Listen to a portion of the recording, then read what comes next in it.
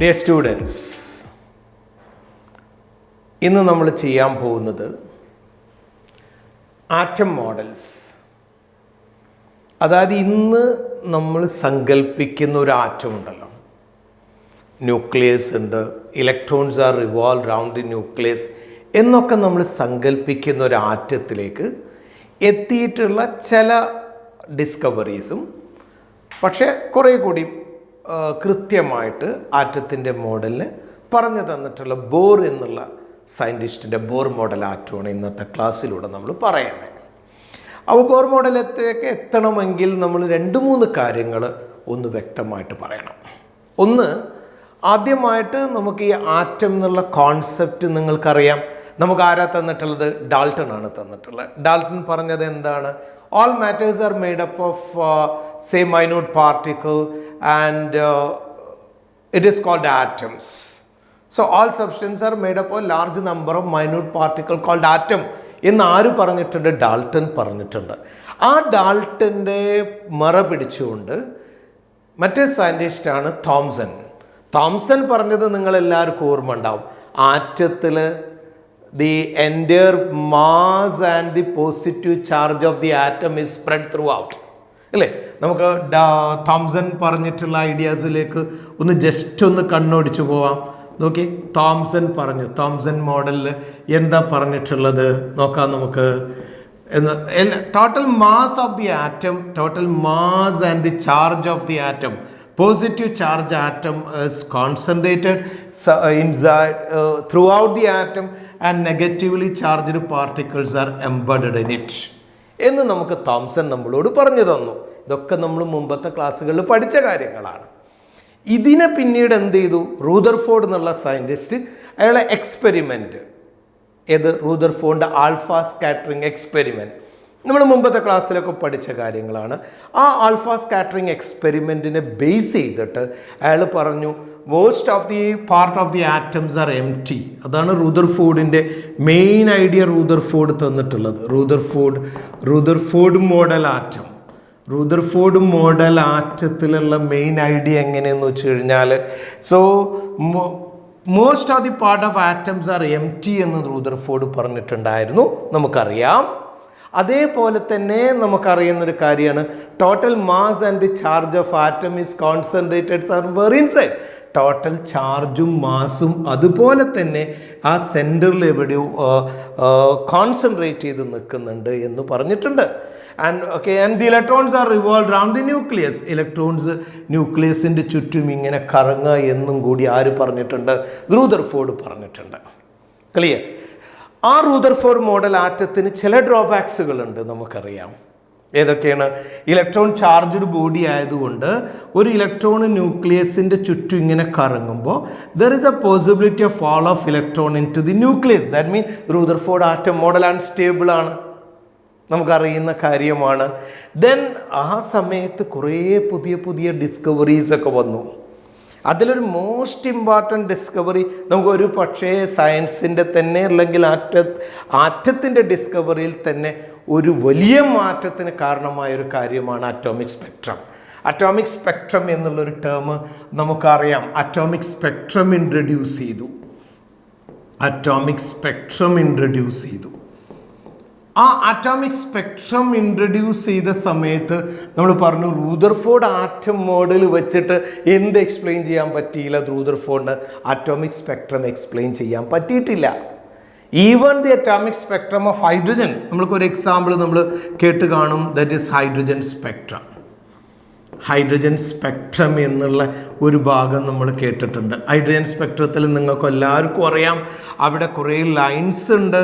അതായത് നിങ്ങൾ നോക്കുകയാണെങ്കിൽ ഇലക്ട്രോമാഗ്നറ്റിക് സ്പെക്ട്രത്തിൻ്റെ വ്യത്യസ്ത റീജിയൻ നമ്മൾ എടുക്കുകയാണെങ്കിൽ ഇത് വിസിബിൾ റീജിയൺ ആണ്, ഇത് അൾട്രാവയലറ്റ് റീജിയൺ ആണ്, ഇത് ഇൻഫ്രാറെഡ് റീജിയൺ ആണെങ്കിൽ അവിടെയൊക്കെ ലൈൻസ് വരുന്നുണ്ട്.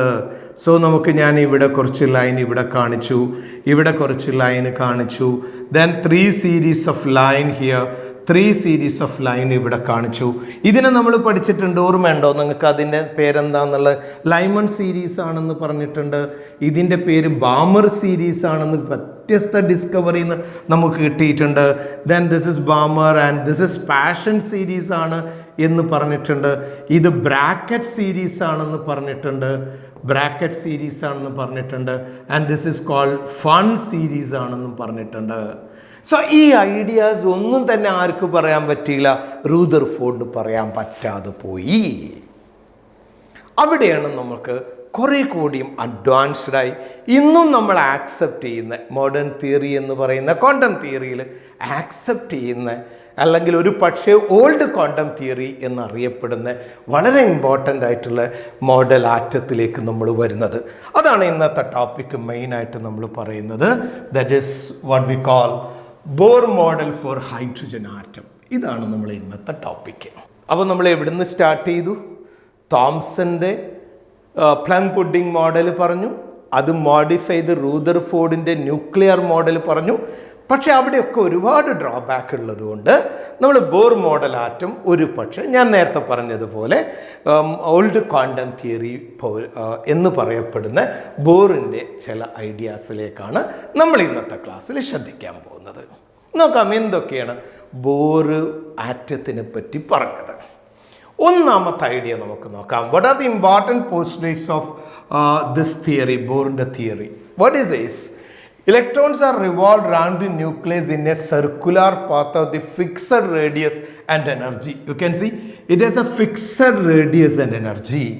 Electrons are revolved around the nucleus through a circular path having fixed radius and energy. നോക്കേ, നേരത്തെ റൂദർഫോർഡിൻ്റെ ഒരു പ്രോബ്ലം നമ്മൾ പറഞ്ഞു വെച്ചില്ലേ? There is a possibility of fall of electron into the nucleus എന്ന് നമ്മൾ റൂദർഫോർഡിൻ്റെ മോഡൽ ആറ്റത്തിൻ്റെ ഒരു ഡ്രോബാക്ക് ആയിട്ട് കാണിച്ചിരുന്നു. പക്ഷേ ഇവിടെ ബോർ എന്ത് പറഞ്ഞു?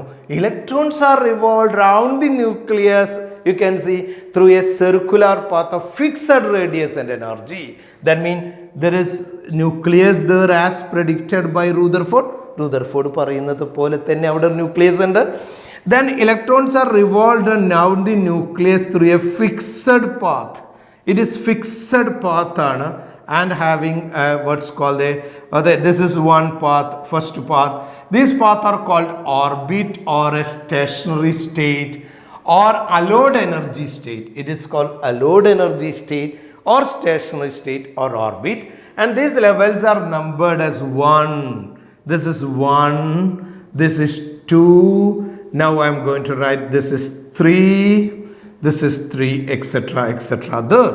So similarly I can write this electrons are revolved around the nucleus through a circular path of fixed radius and energy there, fixed radius and energy. Clear ആണ്? ഇലക്ട്രോൺസ് ഒരു definite പാത്തിലൂടെ തന്നെ move ചെയ്യുള്ളൂ എന്ന് പറഞ്ഞാൽ എനിക്ക് റൂദർഫോർഡിൻ്റെ atom മോഡലും ഈ atom മോഡലും കമ്പയർ ചെയ്യുമ്പോൾ this atom model is stable, isn't it? There is no possibility of fall of electron into the nucleus there. So his atom model is stable.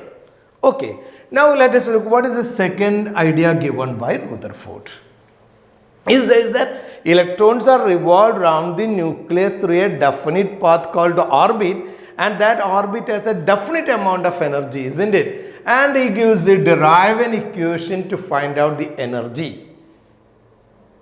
of an atom when electron is in the nth orbit. He says that when electron is in the nth orbit, you can see it can have energy minus 2 pi square me raised to 4 by h square into z square by n square given. Minus 2 pi square me raised to 4 divided by h square into z square by n square, where minus 2 pi m and e charge and h is the Planck's constant and z is the atomic number. We given as z is the atomic number. Z atomic number ആണ്. അതുപോലെ n is the number of orbit. ഇവിടെ നമുക്ക് 4 pi epsilon 0 permittivity factor ഒക്കെ consider ചെയ്യാം.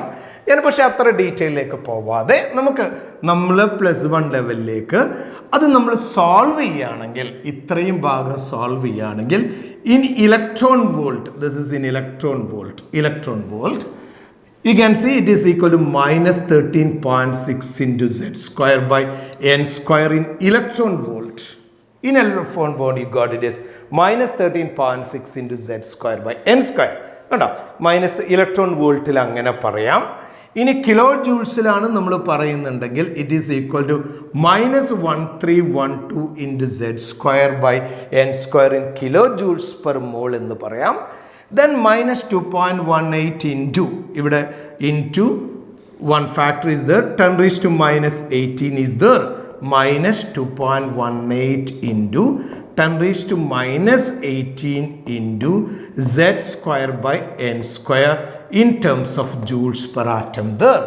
So energy നമുക്ക് പല യൂണിറ്റിൽ പറയാം, ഇലക്ട്രോൺ വോൾട്ടിൽ പറയാം, അതുപോലെ കിലോ ജൂൾസിൽ പറയാം, അതുപോലെ ജൂൾസ് പെർ ആറ്റത്തിൽ പറയാം, ഏത് ടേമിലും നമുക്ക് കാൽക്കുലേറ്റ് ചെയ്യാം.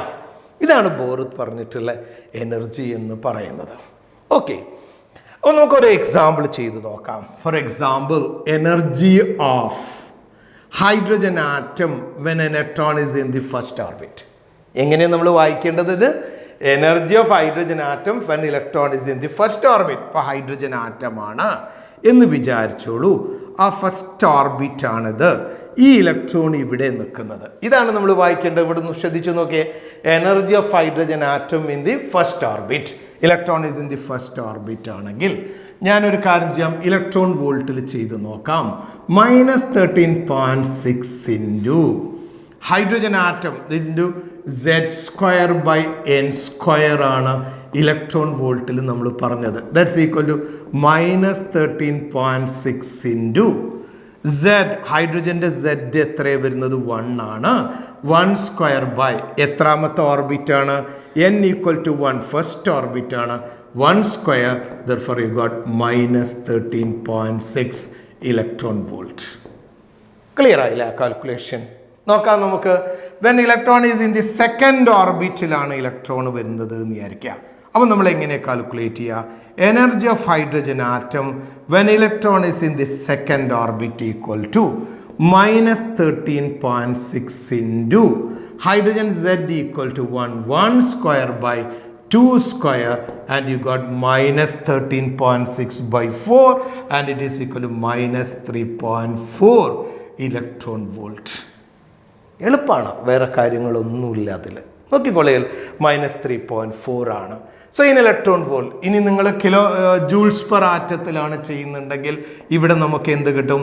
-2.18 into 1 square by 1 square, that into 10 raised to -18, that's equal to -2.18 into 10 raised to -18 joules per atom. ഇവിടെ നമുക്ക് ചെയ്യാം -2.18 into 10 raised to -18 into 1 square by 2 square. You got -2.18 into 10 raised to -18. So it is about 0.54 in terms of into 10 raised to -18 in terms of electron volt you got. അപ്പോൾ നമുക്ക് calculate ചെയ്യാം. അപ്പോൾ ഇവിടെ എന്താ പ്രത്യേകത? റൂദർഫോർഡ് പറഞ്ഞത് അങ്ങനെ electron ഒരു ഡെഫിനിറ്റ് പാത്തിലൂടെ ഒന്നല്ല മൂവ് ചെയ്യുന്നത്. ഇവിടെ നമ്മൾ എങ്ങനെയാണ് പറയുന്നത്? Electrons are revolve round the nucleus through a definite path having a definite amount of energy, isn't it? ഒരു പ്രത്യേക എനർജി ഉണ്ട് എന്നുള്ളത് അർത്ഥം. അപ്പോൾ നമുക്ക് കാൽക്കുലേറ്റ് ചെയ്ത് നോക്കാം. ബാക്കിയുള്ള കുറച്ച് എനർജി സ്റ്റേറ്റ് നമ്മളൊരു എൻട്രൻസ് എക്സാമിനേഷനൊക്കെ പ്രിപ്പയർ ചെയ്യുമ്പോൾ നമുക്ക് അറിയേണ്ട കുറച്ച് എനർജി സ്റ്റേറ്റ് നമ്മൾ പഠിക്കണം. ശ്രദ്ധിക്കണം, എൻട്രൻസിലേക്കുള്ള കാര്യങ്ങളാണ്. നോക്കിക്കോളൂ. എനർജി ഓഫ് ഹൈഡ്രജൻ ആറ്റമാണ് ഞാൻ കാൽക്കുലേറ്റ് ചെയ്യാൻ പറയുന്നത്. എനർജി ഓഫ് ഹൈഡ്രജൻ ആറ്റമാണ് കാൽക്കുലേറ്റ് ചെയ്യാൻ പറയുന്നത്. എന്നിൻ്റെ വാല്യൂ നമുക്ക് എടുക്കാം. വാല്യൂ എടുക്കാം. n ഈക്വൽ ടു 1 ആണ്. n ഈക്വൽ ടു 1 ആണെങ്കിൽ what is the energy value there? Energy value already നമ്മൾ കാൽക്കുലേറ്റ് ചെയ്തു. -13.6 ഇലക്ട്രോൺ വോൾട്ട് ആണെന്ന് കാൽക്കുലേറ്റ് ചെയ്തിട്ടുണ്ട്. n equal to 1. n equal to 2 ആകുമ്പോൾ നമ്മൾ കാൽക്കുലേറ്റ് ചെയ്തു -3.4 ഇലക്ട്രോൺ വോൾട്ട് ആണെന്ന് കാൽക്കുലേറ്റ് ചെയ്തിട്ടുണ്ട്. ഇനി നിങ്ങൾ കാൽക്കുലേറ്റ് ചെയ്ത് നോക്കൂ. n ഈക്വൽ ടു 3 ആണെങ്കിൽ എന്താ വരിക? -13.6 ഇൻറ്റു 1 സ്ക്വയർ ബൈ 3 സ്ക്വയർ. നിങ്ങൾ ചെയ്ത് നോക്കിക്കഴിഞ്ഞാൽ you will get -1.5 electron volt കിട്ടും. ഇനി n=4 ആണ് നിങ്ങൾ കാൽക്കുലേറ്റ് ചെയ്യുന്നുണ്ടെങ്കിൽ അവിടെ -0.8 approximately that much of electron volt നമുക്ക് കിട്ടും. സോ നിങ്ങൾക്ക് കാൽക്കുലേറ്റ് ചെയ്യാം ഇൻ ഇലക്ട്രോൺ വോൾട്ടിൽ.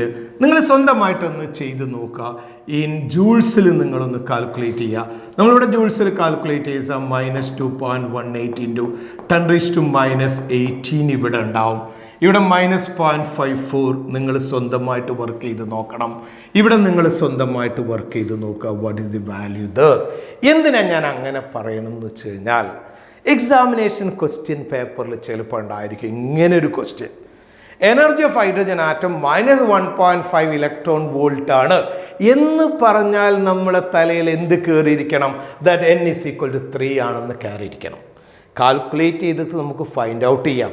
പക്ഷെ നമുക്ക് എൻട്രൻസ് എക്സാമിനേഷനൊക്കെ എഴുതുമ്പോൾ സമയമാണ് ഏറ്റവും വലിയ ഇമ്പോർട്ടൻറ്റ് ഫാക്ടർ എന്ന് പറയുന്നത്. നിങ്ങൾ പലപ്പോഴും കുട്ടികൾ എൻട്രൻസ് എക്സാം എഴുതുമ്പോൾ ഒക്കെ ശ്രദ്ധിച്ച് കാണും. പലപ്പോഴും പറയും ഞങ്ങൾക്ക് അറിയാമായിരുന്നു, പക്ഷെ സമയം എന്നുള്ള ഒരു ഫാക്ടറാണ് പലപ്പോഴും നമുക്ക് പ്രശ്നം ഉണ്ടാക്കുക. അവിടെ നിങ്ങൾ അതുകൊണ്ടാണ് ഞാൻ ഇങ്ങനെ ഒരു ചാർട്ട് നിങ്ങൾക്ക് തന്നിട്ടുള്ളത്.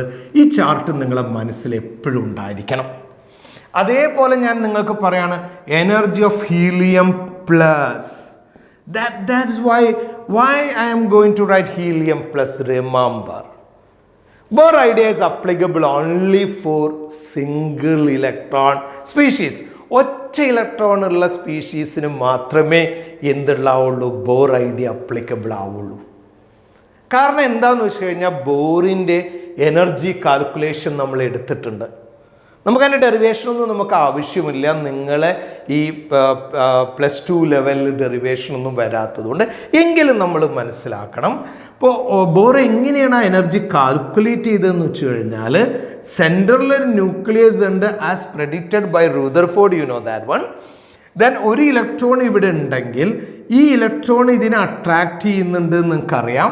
സോ ആ ഇലക്ട്രോൺ അതിലൂടെ ഇങ്ങനെ മൂവ് ചെയ്യുകയാണെങ്കിൽ, ഫോർ എക്സാമ്പിൾ ഈ പെൻസിൽ ഇങ്ങനെ മൂവ് ചെയ്യുകയാണെങ്കിൽ അവിടെ 2 ഫോഴ്സ് ഇല്ലേ? ഒരു സെൻട്രിഫ്യൂഗൽ ഫോഴ്സും ഇതിന് തെറിച്ച് പോകാനുള്ളൊരു ടെൻഡൻസിക്കല്ലേ സെൻട്രിപെറ്റൽ ഫോഴ്സ് എന്ന് നമ്മൾ പറയാം. അപ്പോൾ 2 ടൈപ്പ് ഫോഴ്സ് അവിടെ ആക്ട് ചെയ്യുന്നുണ്ട്. ഏതൊക്കെ?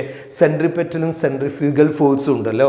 ആ സെൻട്രിപെറ്റലും സെൻട്രിഫ്യൂഗൽ ഫോഴ്സും ഈക്വലാണ് എന്നുള്ള അസംഷനിലാണ് ബോർ ഈ എനർജി ഇക്വേഷൻ ഡിറൈവ് ചെയ്തെടുത്തത്.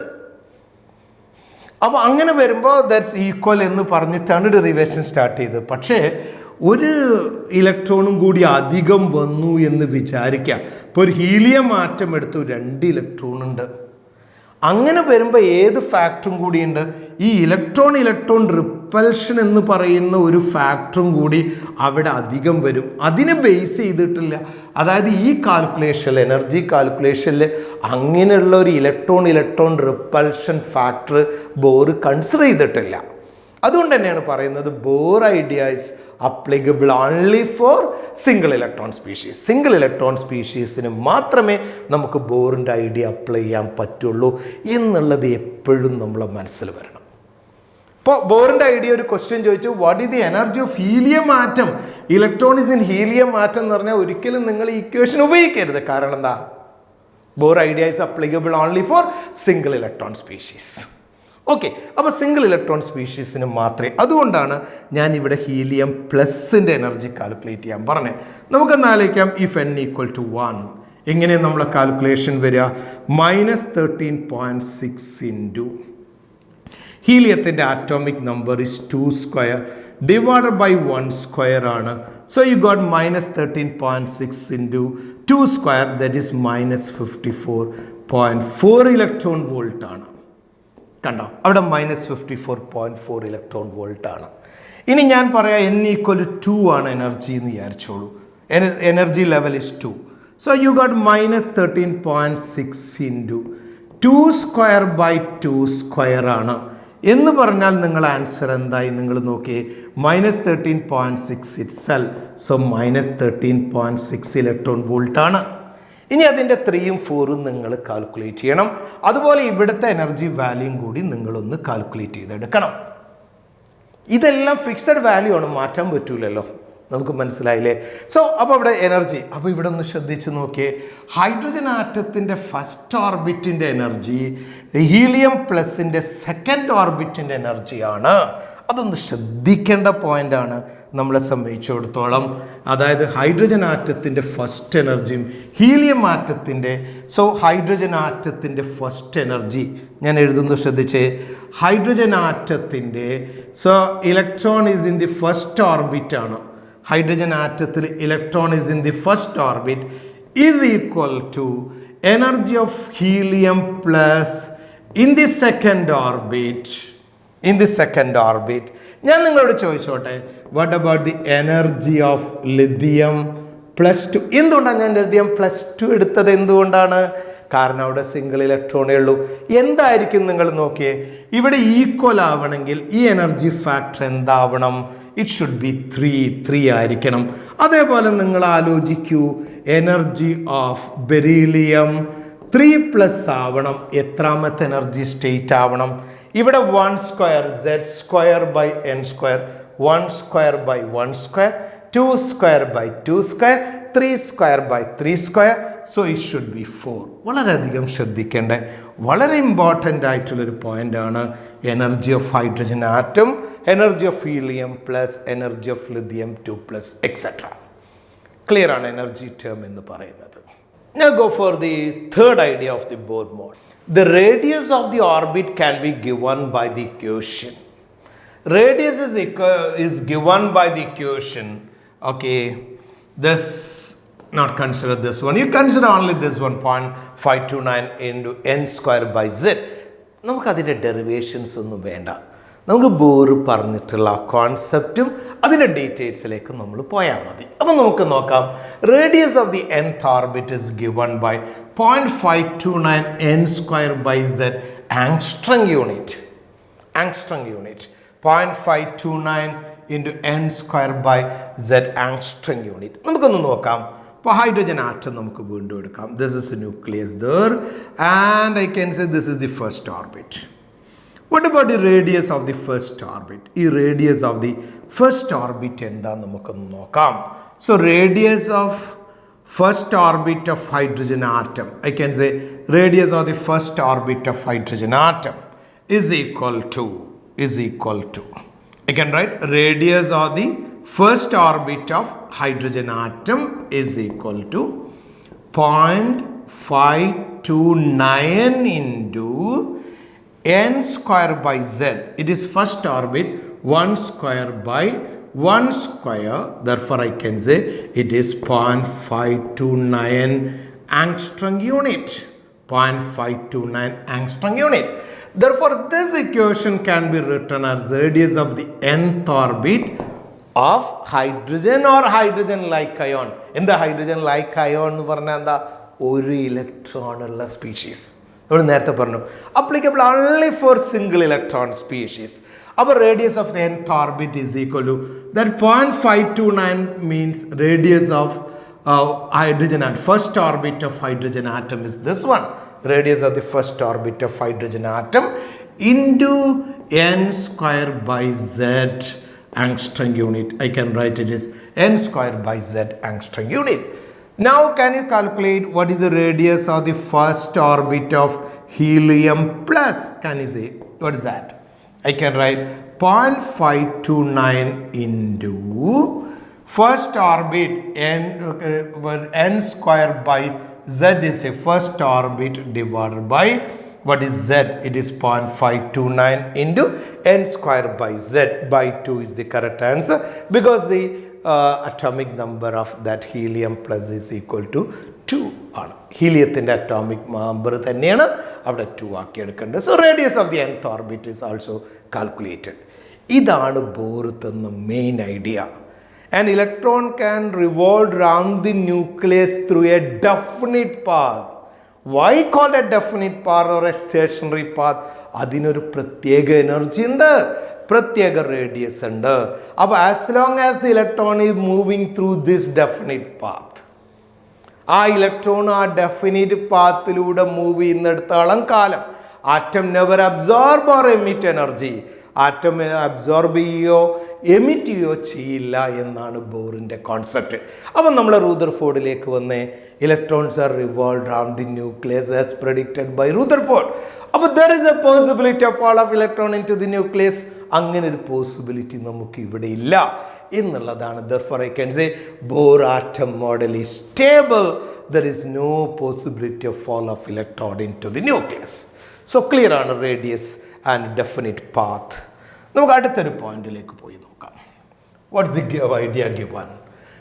ഞാൻ നിങ്ങളോട് പറഞ്ഞു, as long as electrons are moving through a definite path, atom never absorb or emit energy. Atom absorb ചെയ്യോ എമിറ്റ് ചെയ്യോ ഇല്ല എന്ന് നമ്മൾ പറഞ്ഞിട്ടുണ്ട്. അപ്പോൾ എപ്പോഴാണ് എമിഷൻ അബ്സോർപ്ഷൻ നടക്കുക നോക്കിക്കോളൂ. ഒരു ഓർബിറ്റാണ്, ന്യൂക്ലിയസ് ആണ്. This is the first orbit there, first orbit n = 1 ആണ് and is energy say E1 ആണ്. ദിസ് ഇസ് സെക്കൻഡ് ഓർബിറ്റ് ആണ്, n = 2 ആണ്, എനർജി 2 ആണ്. As long as the electron are moving through the definite path, this path, atom never absorb or emit energy there. എന്താ പറഞ്ഞത്? Absorption or emission of energy take place when electron jump from one orbit into another orbit. ഈ first ഓർബിറ്റിൽ നിന്ന് other ഓർബിറ്റിലേക്ക് വരിക. നേരത്തെ ഞാൻ electron വോൾട്ടിൽ energy of first orbit പറഞ്ഞു, ഇത് -13.6 ഇലക്ട്രോൺ വോൾട്ടാണ്. ഇവിടെ ഞാൻ പറഞ്ഞു -3.4 ഇലക്ട്രോൺ വോൾട്ടാണ്. അപ്പോൾ ഈ -13.6 എന്നുള്ള എനർജി ലെവൽ ഇതാണെങ്കിൽ അടുത്ത എനർജി ലെവലിലേക്ക് ജമ്പ് ചെയ്യുമ്പോൾ അത് എനർജി അബ്സോർബ് ചെയ്യും. ഇവിടെ നിന്ന് ഇങ്ങോട്ട് അത് പോകുമ്പോൾ ഇറ്റ് അബ്സോർബ് എനർജി, അബ്സോർബ് എനർജിയെ അയാൾ അബ്സോർബ് ചെയ്യുന്നുണ്ട്. So absorption of energy take place എപ്പോൾ? ഒരു ഇലക്ട്രോൺ ലോവർ എനർജി ലെവലിൽ നിന്ന് ഹയർ എനർജി ലെവലിലേക്ക് പോകുമ്പോൾ എനർജി ഇസ് അബ്സോർബ്. -3.4 ആവുക എന്ന് പറഞ്ഞാൽ അവിടെ എത്ര എനർജി അയാൾ അബ്സോർബ് ചെയ്തു? 10.2 ഇലക്ട്രോൺ വോൾട്ട് ഓഫ് എനർജി അയാൾ അബ്സോർബ് ചെയ്തിട്ടുണ്ട്. ക്ലിയർ ആണ്? ഇനി നോക്കിക്കോളൂ, തിരിച്ച് അവിടെ നിന്ന് ആ എക്സൈറ്റഡ് ലെവലിൽ നിന്ന് ഒരു ഇലക്ട്രോൺ തിരിച്ച് താഴോട്ട് പോവുകയാണ്. ഞാൻ നേരത്തെ എന്താ ചെയ്തത്? ഇവിടുന്ന് അങ്ങോട്ട് ജമ്പ് ചെയ്തു. അപ്പോൾ I absorb certain amount of energy, say 10.2 electron volt of energy is absorb. തിരിച്ച് ഞാൻ അങ്ങോട്ട് തന്നെ പോയി. എന്ത് സംഭവിച്ചു? Energy is emitted there. Energy is emitted in the form of radiation. I can say energy is emitted there. Energy is emitted there. അപ്പോൾ energy is emit ചെയ്യുന്നുണ്ട്. അപ്പോൾ absorption of energy take place when an electron jump from one orbit into another orbit. ഫസ്റ്റിൽ നിന്ന് ഇങ്ങോട്ട് എത്തുമ്പോൾ absorb ചെയ്യുന്നു, തിരിച്ച് ഫസ്റ്റിലേക്ക് തന്നെ പോകുമ്പോൾ എനർജി എന്ത് സംഭവിക്കുന്നു? എമിറ്റ് ചെയ്യുന്നു. അതാണ് ഇവിടെ പറഞ്ഞത്. Energy of electron in an orbit, you can go through that one. Energy of electron in an orbit does not change with time.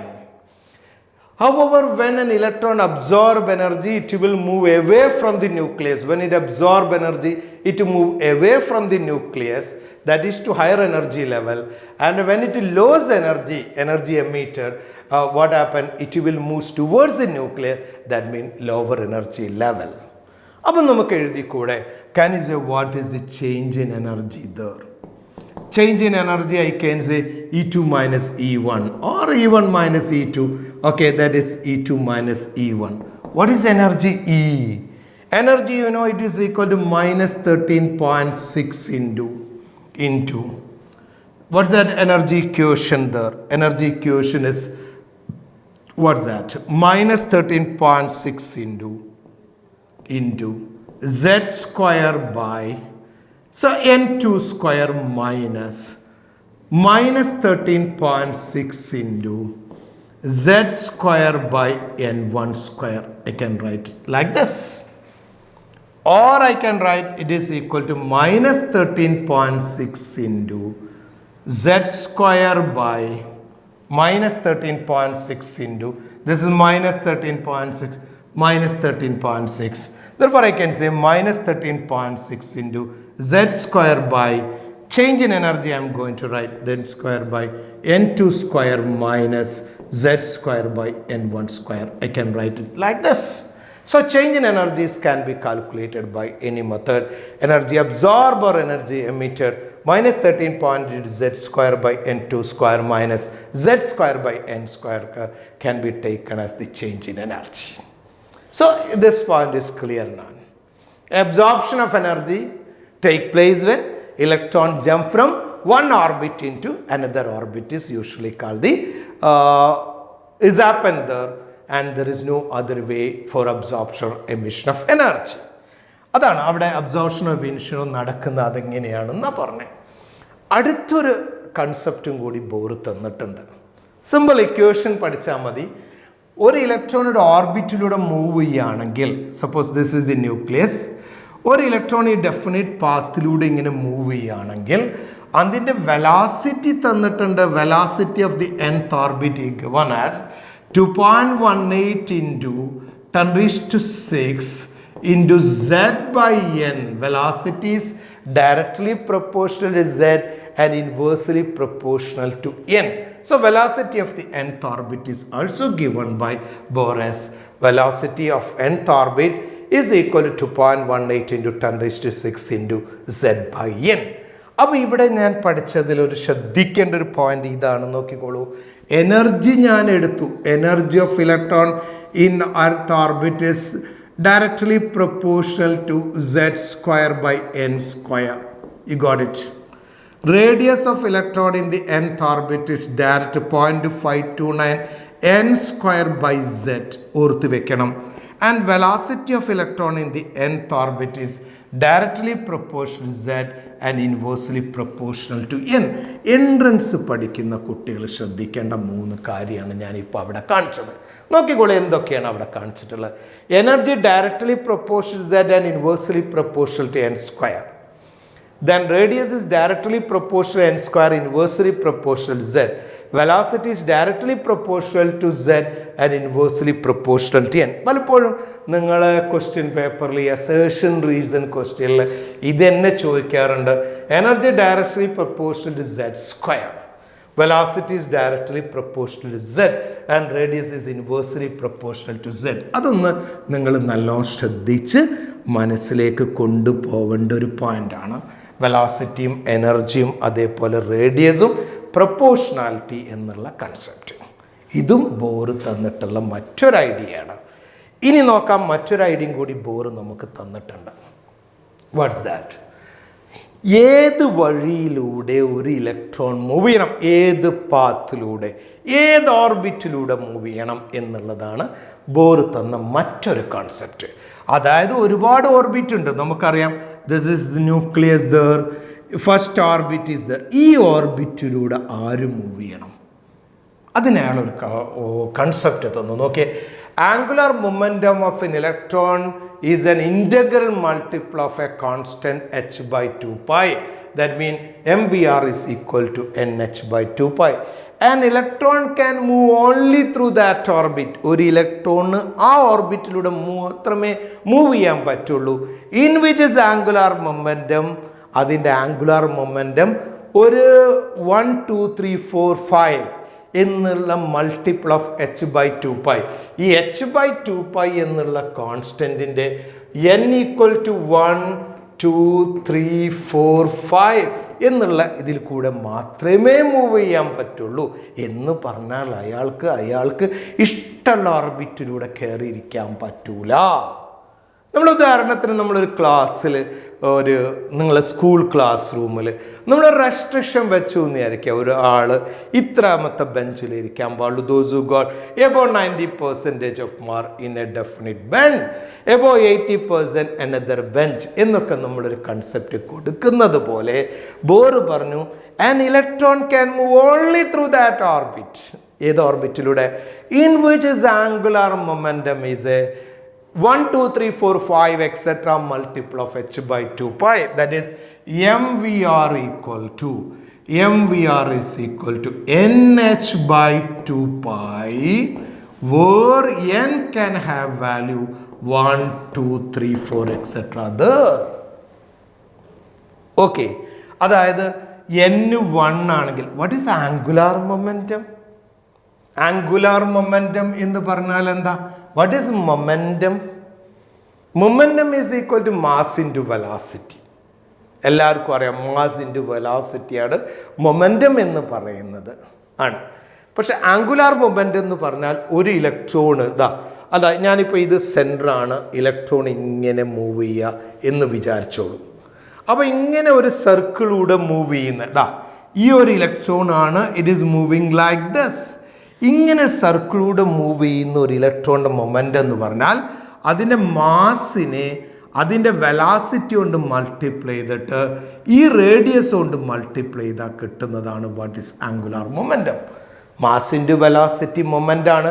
Translation motion ഇങ്ങനെ മൂവ് ചെയ്യുന്നൊരു പാർട്ടിക്കിളാണെങ്കിൽ നമ്മളൊരു വെഹിക്കിളിൻ്റെ മൊമെൻ്റൊക്കെ എന്താ പറയുക, അതിൻ്റെ മാസ് ഇൻറ്റു വെലോസിറ്റിയാണ് അല്ലേ. നമ്മളൊരു ചെറിയൊരു കാറ് ഒരു സ്പീഡിൽ പോകുന്നു, അതേ വളരെ കുറഞ്ഞൊരു സ്പീഡിൽ പോകും. ഒരു ലോറി വളരെ അതേ സ്പീഡിൽ പോവുകയാണെങ്കിൽ നിങ്ങൾക്കറിയാം, ഒരേ സ്പീഡിൽ വരുന്ന ഒരു ലോറിയും കാറും തമ്മിലിടിച്ചു കഴിഞ്ഞാൽ കാറിനാണ് കൂടുതൽ ഡാമേജ് പറ്റുക. എന്തുകൊണ്ടാണ്?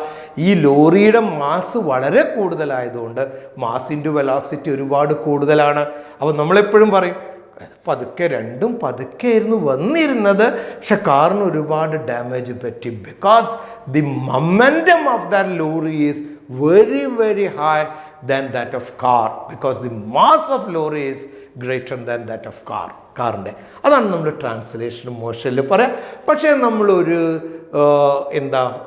ഒരു പാർട്ടിക്കിൾ ഇങ്ങനെ ഒരു സർക്കിളിലൂടെ മൂവ് ചെയ്യുകയാണെങ്കിൽ mass into velocity into radius ആണ് നമ്മൾ എന്താക്കി എടുക്കുക, ആംഗുലാർ മൊമെൻറ്റം. ബോർ പറഞ്ഞു ആംഗുലാർ മൊമെൻറ്റം h/2π എന്നുള്ള ഒരു കോൺസ്റ്റൻറ്റിൻ്റെ, h Planck's constant, pi 3.14. So h/2π എന്ന് പറഞ്ഞാൽ ഒരു കോൺസ്റ്റൻ്റ് ആണ്, അതിൻ്റെ ഹോൾ നമ്പർ മൾട്ടിപ്പിളാണ്. അതായത് ഒരു ഫസ്റ്റ് ഓർബിറ്റിലൂടെ ഒരു ഇലക്ട്രോൺ മൂവ് ചെയ്യുക, ഇതാണ് ന്യൂക്ലിയസ്, ഇത് ഫസ്റ്റ് ഓർബിറ്റ് ആണ്, അതാണ് n=1. അപ്പോൾ അതിൻ്റെ MVR എന്താ വരിക? n=nh/2π വരിക. രണ്ടാമത്തെ ഓർബിറ്റിലൂടെ മൂവ് ചെയ്യാണ്, അതിൻ്റെ ആംഗുലാർ മൂവ്മെൻറ്റ് എത്ര വരിക? 2h/2π. ദാറ്റ് മീൻ h/π ആണ്. രണ്ടാമത്തെ ഓർബിറ്റിലൂടെ മൂവ് ചെയ്യുകയാണെങ്കിൽ h/π ആണ്. മൂന്നാമത്തെ ഓർബിറ്റിലൂടെ മൂവ് ചെയ്യുകയാണ്, അപ്പോൾ 3h/2π ആണ്. 3h/2π ആണ്. ക്ലിയർ അല്ലേ? അപ്പോൾ 3h/2πയിലൂടെ അയാൾക്ക് മൂവ് ചെയ്യാൻ പറ്റുള്ളൂ എന്നാണ് ആര് പറഞ്ഞിട്ടുള്ളത്? ബോർ പറഞ്ഞിട്ടുള്ളത്. ഓക്കെ, അപ്പോൾ നമുക്ക് എനർജി പറഞ്ഞു, റേഡിയസ് പറഞ്ഞു, ആംഗുലാർ മൊമെൻറ്റം പറഞ്ഞു, അതുപോലെ വെലോസിറ്റിയും പറഞ്ഞു. നമുക്കിതിനൊക്കെ ഒന്ന് സമ്മപ്പ് ചെയ്ത് നോക്കാം. എങ്ങനെയൊക്കെയാണ് ബോറിൻ്റെ ആ കൺസെപ്റ്റിനെ നമുക്കൊന്ന് സമ്മപ്പ് ചെയ്യാം. നമുക്കൊന്ന് കൺക്ലൂഡ് ചെയ്ത് നോക്കാം എന്താണ് ബോറിൻ്റെ ഐഡിയാസ് എന്നുള്ളത്. So electrons are revolve around the nucleus through A particular orbit, or I can say it's A definite path. അതായത് എന്നിൻ്റെ വാല്യൂസ് ഉണ്ട്, എന്നിൻ്റെ വാല്യൂസ് നമുക്ക് എടുക്കാം. n can have values, എന്നിൻ്റെ വാല്യൂ 1 ആവാം, then 1. n can have values, then we can calculate n=1. Okay, then what is the energy there? Energy in electron volt for hydrogen atom. Suppose I am going to consider hydrogen atom ആണ് consider ചെയ്യുന്നുണ്ടെങ്കിൽ energy it is -13.6. It is equal to -13.6 electron volt energy there. Then what about the radius of the nth orbit? It is equal to 0.529 into n square by z. It is an angstrom unit. Okay. Then what about the angular momentum? MVR equal to h/2π. These are the main idea given by Bohr. If n equal to 2, this become -13.6 into 1 square by 2 square. You got -3.4 electron volt there. And you can calculate 0.529 into n square by z. N square into 4 is the correct answer here. Here 2h/2π, therefore I can say h/π there. Similarly, you can calculate n equal to 3 and n equal to 4. ഇത് നിങ്ങൾ ചെയ്ത് നോക്കണം എന്നാലേ നമുക്ക് ഈ ഒരു ക്ലാസ്സിൻ്റെ ഗുണം നിങ്ങൾക്ക് കിട്ടുള്ളൂ in the case of hydrogen. Okay then, ഇനി നിങ്ങൾ ചെയ്ത് നോക്കേണ്ടത് ഈ ഹൈഡ്രജനെ മാറ്റിയിട്ട് നിങ്ങൾ സ്വന്തമായിട്ട് ചെയ്ത് നോക്കണം. ഈ ഹൈഡ്രജനെ മാറ്റിയിട്ട് നിങ്ങൾ എന്ത് ചെയ്യണം? അവിടെ ഹീലിയം പ്ലസിൻ്റെ വാല്യൂ n=1, ഇതെല്ലാം നമ്മൾ കാൽക്കുലേറ്റ് ചെയ്ത് നോക്കുക. n=1 എന്താണ്, n=2 എന്താണ്, ഹീലിയം പ്ലസിൻ്റെ വാല്യൂ ഒന്ന് കാൽക്കുലേറ്റ് ചെയ്ത് നിങ്ങളെ നോട്ട് ബുക്കിലൊന്ന് വർക്കൗട്ട് ചെയ്യണം. എങ്കിലേ നമ്മൾ ഈ ക്ലാസ് കേട്ടതിൻ്റെ ഒരു ഗുണം നിങ്ങൾക്കുണ്ടാവുള്ളൂ. n= helium plus. അതേപോലെ തന്നെ നിങ്ങൾ ചെയ്യേണ്ടത് ലിഥിയം 2+ ആണ്, ഹീലിയം പ്ലസ് ഉണ്ട്, ലിഥിയം 2+, ബെരീലിയം 3+ൻ്റെ ഒക്കെ ഈ വാല്യൂസ് നിങ്ങളൊന്ന് എഴുതി നോക്കിക്കഴിഞ്ഞാൽ കൃത്യമായിട്ട് എന്താണ് ബോർ ഒരാറ്റത്തിനെ കുറിച്ച് പറഞ്ഞത് എന്ന് നിങ്ങൾക്ക് മനസ്സിലാവും. ഓക്കെ, ഇതാണ് ബോറിൻ്റെ കോൺസെപ്റ്റ്. ഇനി എന്താണ് ബോറിൻ്റെ അഡ്വാൻറ്റേജസ് എന്ന് നോക്കാം. What are the advantages of Bohr model atom? Advantages of Bohr model atom ഒന്ന്, is atom model is stable. നമ്മൾ റൂദർഫോർഡ് പറഞ്ഞതുപോലെ ഒരു fall of electron into the ന്യൂക്ലിയസിന് ഒരു സാധ്യത ഇവിടെ ഇല്ല. Because electrons are revolve round the nucleus through a definite path called orbit. അല്ലേ, ഒരു പ്രത്യേക വഴിയിലൂടെ മാത്രമേ മൂവ് ചെയ്യുള്ളൂ എന്ന് പറഞ്ഞിട്ടുണ്ട്. പിന്നെ റൂദർഫോർഡിൻ്റെ ഒരു ഡ്രോബാക്ക് നമ്മൾ പറഞ്ഞു, ഈ കാണ്ട് എക്സ്പ്ലെയിൻ അറ്റോമിക് സ്പെക്ട്രം. എങ്ങനെ ബോർ അറ്റോമിക് സ്പെക്ട്രം എങ്ങനെയാണ് എക്സ്പ്ലെയിൻ ചെയ്തത് എന്ന് നോക്കാം. നമുക്ക് എങ്ങനെയാണ് ബോർ അറ്റോമിക് സ്പെക്ട്രം എക്സ്പ്ലെയിൻ ചെയ്തത് എന്ന് നോക്കാം. സോ നേരത്തെ പറഞ്ഞല്ലോ, ഒരു electron, say suppose this is nucleus. Absorption or emission of energy takes place when an electron jump from one orbit into another orbit. ഒരു ഇലക്ട്രോൺ ഇത് ഗ്രൗണ്ട് സ്റ്റേറ്റിലാണ്, lower energy സ്റ്റേറ്റിലാണ്. ഞാൻ എനർജി കൊടുത്തു, energy is given in the form of radiation. So atom absorb energy and electrons are excited there. Electron എന്ത് സംഭവിച്ചു? This is the excited state. അതായത് ground സ്റ്റേറ്റിൽ നിന്ന് അത് excited സ്റ്റേറ്റിലെത്തി. This is what we call ground സ്റ്റേറ്റിൽ നിന്ന് അയാൾ എങ്ങോട്ടെത്തി? This is the excited state. Excited സ്റ്റേറ്റിലെത്തി. ഈ എക്സൈറ്റഡ് സ്റ്റേറ്റ് എപ്പോഴെങ്കിലും സ്റ്റേബിൾ ആവോ? ഹയർ എനർജി സ്റ്റേറ്റ് എപ്പോഴും അൺസ്റ്റേബിൾ ആണ്, അല്ലേ? ഹയർ എനർജി സ്റ്റേറ്റ്, നമ്മളൊരു ക്ലാസ്സിൽ ഇരിക്കുന്നു, നമ്മൾ ഈ ഗ്രൗണ്ടിൽ നിലത്ത് ഇങ്ങനെ നിൽക്കുന്നു എന്ന് പറഞ്ഞാൽ നമ്മൾ വളരെ സ്റ്റേബിളാണ്. നമ്മൾ ഒന്നുകൂടി ഒരു ഹയർ എനർജി ഒരു ബെഞ്ചിൻ്റെ മുകളിൽ കയറിയുന്നു, നമ്മൾ എനർജി കൂടും, പൊട്ടൻഷ്യൽ എനർജി കൂടും, നമ്മൾ സ്റ്റെബിലിറ്റി കുറവാണ്. വീണ്ടും ഡെസ്കിൻ്റെ മുകളിലേക്ക് കയറി, വീണ്ടും സ്റ്റെബിലിറ്റി കുറവാണ്. സോ ഒരു ഡെസ്കിൻ്റെ മുകളിലുള്ളൊരു കുട്ടിയെക്കുറിച്ച് ചിന്തിച്ച് നോക്കിയേ, ഈസ് ഹൈലി അൺസ്റ്റേബിൾ. അയാൾക്ക് എപ്പോഴും താഴോട്ട് വരാനുള്ള ഒരു ടെൻഡൻസി കൂടുതലുണ്ടാവും. അതുപോലെ ഈ ഇലക്ട്രോണിന് തിരിച്ച് ഇങ്ങോട്ട് വരാനുള്ള ഒരു ടെൻഡൻസി ഉണ്ടാവും. That means when it's come down, നേരത്തെ നമ്മൾ പറഞ്ഞു, energy is emitted.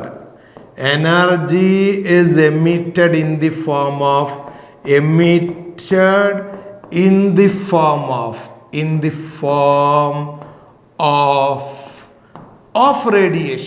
the form of radiation. ഈ റേഡിയേഷൻ പോയിട്ട് ഒരു ഫോട്ടോഗ്രാഫി ഫിലിമിൻ്റെ മുകളിൽ ഫോളോ ചെയ്യുകയാണെങ്കിൽ യു ഗോട്ട് ആൻ ഇംപ്രഷൻ, അത് പോയിട്ട് got an impression in the form of A line there. കണ്ടോ, അയാൾ ലൈൻ സ്പെക്ട്രത്തിന് കൃത്യമായിട്ടൊരു എക്സ്പ്ലനേഷൻ തന്നു. ഗ്രൗണ്ട് സ്റ്റേറ്റിലാണ്, എനർജി കൊടുത്തപ്പോൾ എക്സൈറ്റഡ് സ്റ്റേറ്റിലേക്ക് എത്തി. എക്സൈറ്റഡ് സ്റ്റേറ്റ് അൺസ്റ്റേബിൾ ആണ്. അവിടെ നിന്ന് തിരിച്ച് താഴെ ഗ്രൗണ്ട് സ്റ്റേറ്റിലേക്ക് എത്തിയപ്പോൾ എനർജി എമിറ്റ് ചെയ്തു in the form of radiation. അതവിടെ ഫോളോ ചെയ്തപ്പോൾ ഒരു അടയാളം കിട്ടി in the form of A line. ഇതാണ് ബോർ ലൈൻ സ്പെക്ട്രത്തിന് എക്സാമ്പിൾ തന്നത്. പക്ഷേ നമ്മൾ നേരത്തെ പറഞ്ഞു, ഒരു സ്പെക്ട്രത്തിൽ ഒരുപാട് ലൈനുണ്ട്.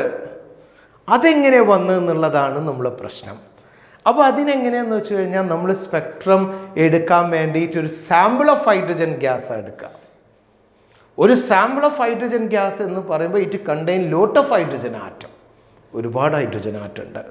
So when energy is given, വ്യത്യസ്ത ഹൈഡ്രജൻ ആറ്റം വ്യത്യസ്ത എമൗണ്ട് ഓഫ് എനർജി അബ്സോർബ് ചെയ്യും.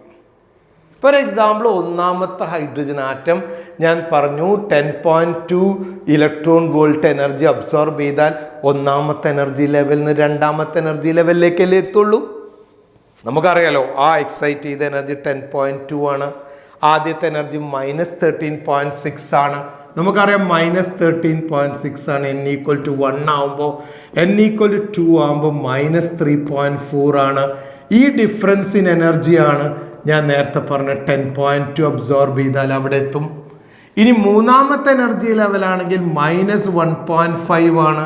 അപ്പോൾ കുറച്ചുകൂടി കൂടുതൽ എനർജി അബ്സോർബ് ചെയ്ത ആളാണെങ്കിൽ അയാൾ ഇവിടെ എത്തും, 1.5 എത്തും. നാലാമത്തെ എനർജി സ്റ്റേറ്റ് എന്ന് പറയുന്നത് -0.8 ആണ്.